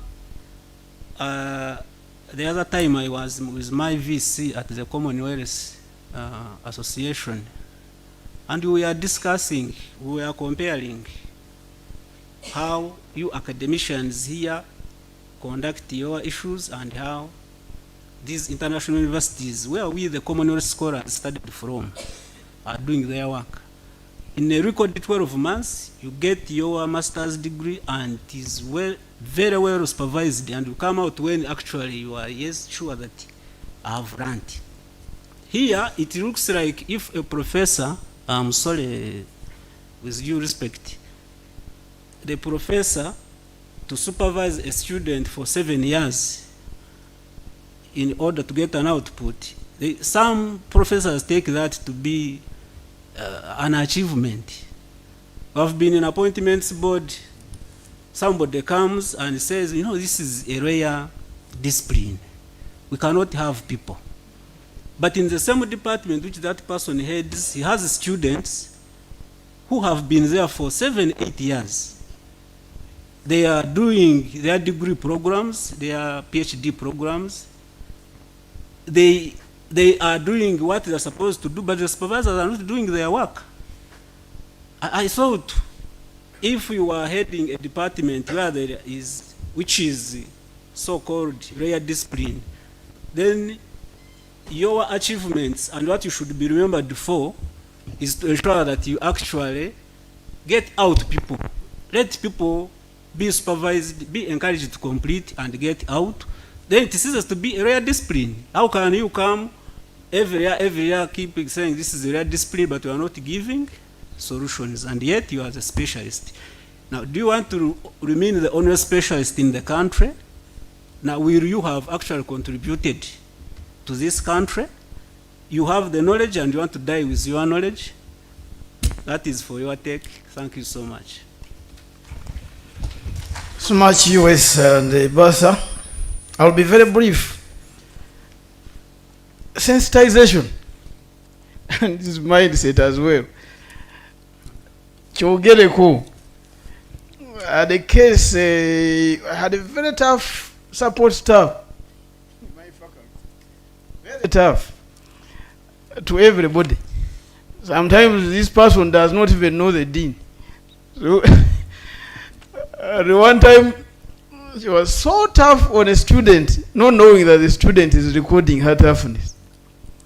Big words like this. And the person just comes for a service. And this recording just went straight to Makerere. And to a parent. So the parent is working in Makerere, sends me now, say, is your staff saying this kind of word? It's unspeakable. You know, insults, kuemula. to a student. So I had to put a committee before we even engage. How do we approach this case now? I have counselors who are largely ladies. Dr. Nampala Asfa is one of those. So when they engaged the person and played the audio for her, she couldn't believe that she was bursting really to that level. And she turned into tears and rolling down on the floor. I will never do it again. And blaming the dean now. Why did the dean not come to me to tell me about it? So when we talk about this, and this person since that day has totally changed, transforms. One of the best now we have. When you find a problem on the campus and you just ignore it. So Ruben, what if the bad happens? And you are no more. So that will be the end of light. I think don't keep quiet. Engineer here is one person who really politically responds, but he will have an answer to everything you talk about. Raise the matters to him. And I think this is a society problem, not only a Kyambogo problem. The entire mindset of our society is like this. I appreciate management which came and upgraded all the toilets in my faculty. I became a dean. I made only one wrong decision. To tell engineer start with the student side and end with the dean's side. So the money got finished before they reached. But I think you have an answer to that. You'll be able to fix it soon. The day he handed over the toilets to me is the day that the door handles disappeared. And the taps handles, about 5 of them. And you wonder now, who is this? Then you find students who squat on top of the toilet seat. Which is why for me during orientation, I take my freshers through toilet training. In Nottingham, we had to be taken through ladder training. You don't just step on a ladder and start putting boxes up there. What if you fall and break your own legs? People don't know sometimes. Somebody is carelessness. And really I think it's all our duty to sensitize the people. Give feedback. Make noise. There was that West African president. Make noise. And maybe US, you are the money person. Give some exposure to us. When somebody goes to a modern institution, they will not come back the same way. And don't only look for the VC type of cadres. Also the lower cadres can be very important in this whole thing. But engineer, I think you need the mobile estate teams. Because of that deficiency, when I use student toilets, and I'm okay with it for now, but you find just somebody washes their hands and leave the tap on. They are not bothered. Then washing beds are all over the place. These are all using university water. And it's not even the person to grab them, take their vehicles there. Take only receipt. So we are all in that kind of society, but I think something can be done. Lastly, the issue of laboratories. Laboratories is a very big risky area. We appreciate management. They have recruited for me 10 lab technicians. We don't take that for granted. The challenge we have is that most of these young people, I have realized that they don't even know what to do. A socket is just broken and the machine is not working for a whole semester. What kind of technician can't prove that maybe there is power? Eh? So now the DVCF has challenged me to organize a skilling training for them. We are into that. But many of them don't even know about safety precautions. Somebody is handling pheno and they don't have a face mask. And these are capacities that we really need to build, including procurement of scientific equipment, ethical use of research. People are going to create a biological weapon in our labs there. Who supervised them? I've created a team now in science, headed by Dr. Sepuya, to help me in laboratory management. Departments are not, some of them are not happy with this. Say why they prefer to work in silos. But we need to know what is happening as a dean. I think that's an area that really has a lot of risks. Dean engineering, and honestly, we need to put risk registers to ensure that we mitigate them as soon as they happen. Lastly, we are not calling for management to come and do over supervision of people. University is a fairly an independent place. So we are not saying that let's behave like secondary schools where you must follow me, you sign in the book. But I think let's people do the work, then will not attract management to. But so long as students go to the Vice Chancellor's office and complain for failure to see their marks in the portal, then this is what we are heading to. Clock in, I had in vocation say let's put the clock in system. If I deliver my lectures, give you the results, students I supervise and graduate, why do you want me to clock in every second? But now that we are not doing our part, I think this is where we are going. Otherwise, I see people coming here Saturday, Sunday to do work. So that even if they miss half day of Monday, they balance it that way. Thank you so much.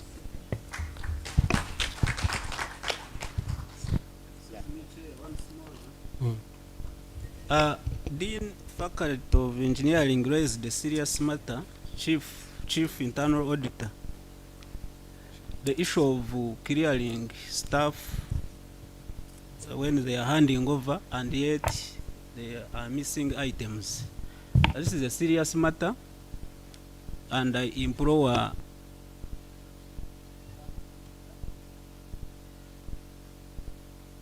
with your team, this cannot be done by the audit department that we are beginning to be proud of. And also, we should be handled with our assets register, BASA. We should need to keep following up this assets register, and we follow where necessary. We also monitor whether these assets are still in existence or not. Otherwise, this is a serious matter, Chief, which you should investigate. It would be very bad if indeed your staff are doing this and we are losing assets in that way. Thank you. We also appreciate procurement. Things have really started being very fast. Keep up the spirit. Okay, thank you very much, our panel discussants and those who asked questions. And now we are coming to the beginning of the end of this workshop. And lunch is ready for us. We have one item. I'll take this honor and opportunity to invite you, Professor, our Vice Chancellor, to give the closing remarks. Professor, you are very Are we allowed to go back? Yes, you are very Thank you, sir. allowed to go back.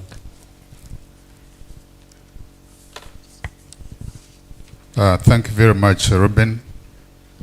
I'll be very brief because we know the issues, they have been elaborated, and I will not spend much time. But I want to thank the Directorate of Internal Audit for again organizing this interaction and exchange. So thank you very much. We want you to do it again so that people now involve more other people who have not been able to come. What this has really taught us is that there is need for mindset change. There's nothing that has been talked about that you do not know and that is happening. For example, you hear people complaining that 15 hours per week is too much. But you have another teaching position in another private university. You are a dean in another university, private university. So where do you find time to do that? Is it because these people don't know? They know. And I think that's the purpose of audits and policies. Policies are made to control human behavior. So if you don't control human behavior, I think by nature, human beings are sinners. Yeah, by nature, we are sinners. And the Bible says it. If you say you are not a sinner, you are not truthful. What is even worrying is that even in heaven, there are no people who are not sinners. So these guidelines are supposed to control the way we behave. This is why the Basa said, when they look at you, they think the first thing you are is you are a thief. The boss Makere told us, when I look at you, the first thing I suspect is that you are a thief. Until I have verified your documents and declared you clean, you remain a thief. So this enforcement of guidelines is something we need to take on. This business of saying that this is Kyambogo, and then they tell you again, you found us here, you leave us here, and all those terminologies. These are meant to threaten you and derail your performance. So there is resistance to change. People know what should be done. There is an attempt to enforce what should be done, but there are people who resist change. They don't want to do the right thing, even when they know. And human beings are tricky. You put in a system, they try to find a way of going around it. You know, this Makere system of clocking in. You clock in and then you come and clock out at 5. You know what people are doing? They're coming in the morning, clicking in and then going away. And then they come back around 6 and clock out and then go home. Now management is finding out how can we tighten some of these things. So human beings are very tricky. All we need to do is to work out systems to ensure that we continually improve.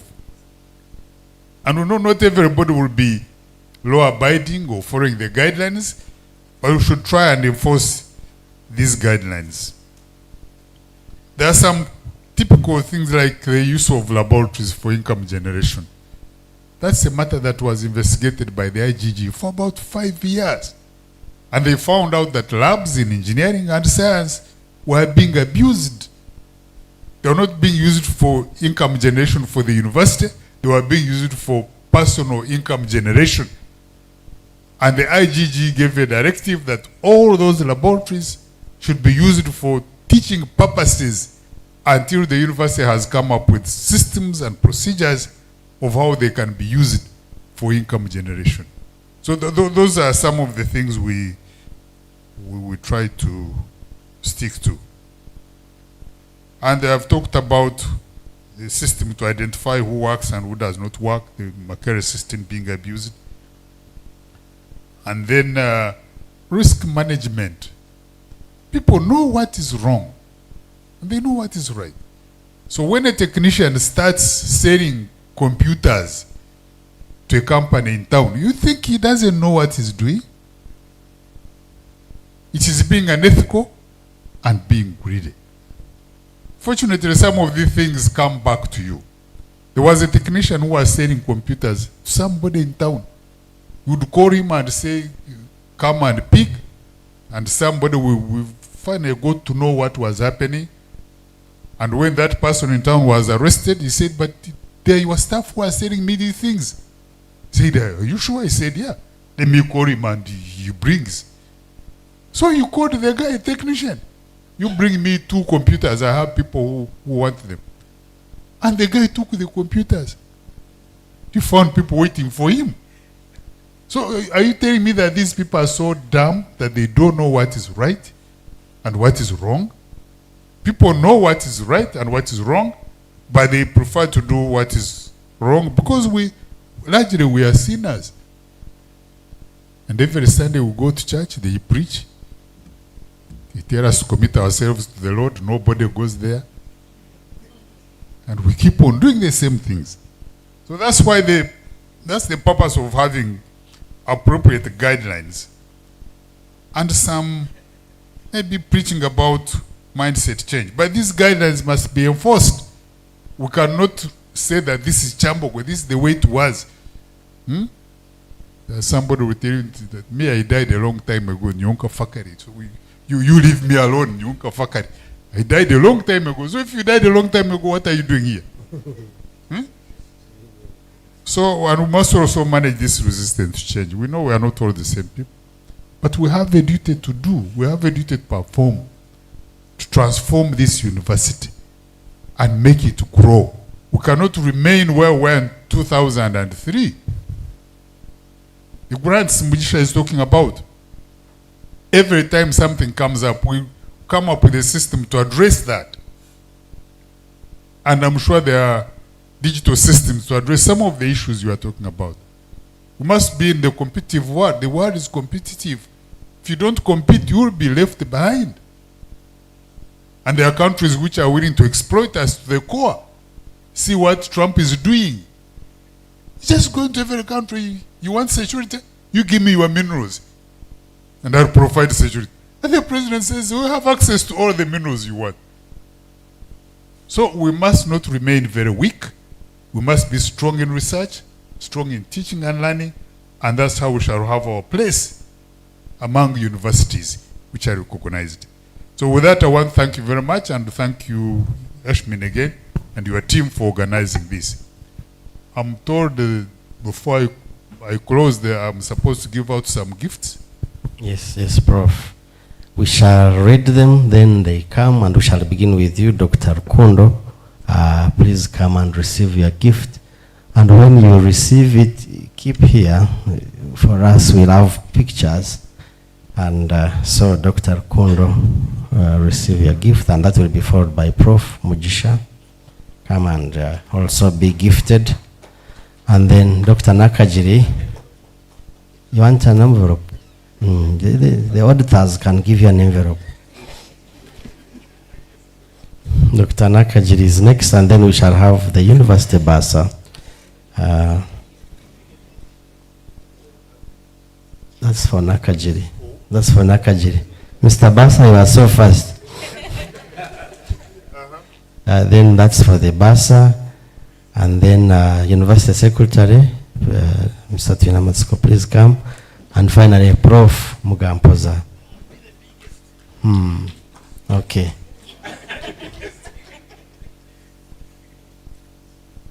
Yeah, okay.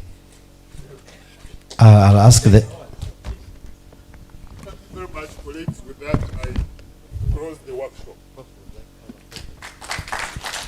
Yeah, after closing the workshop, we can have a photo. Yes. And then Dr. Hannington, Tinomwes, you can join for the photo. The gift was given earlier. Yeah, it was a special gift, and it was given earlier, so now it can be a photo without, yeah.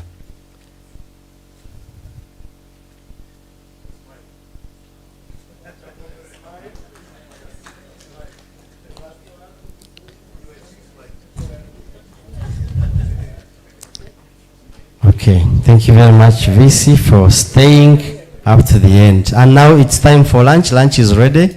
We shall request you, VC, to lead the team as we take our lunch and close this workshop. Thank you very much for honoring this workshop.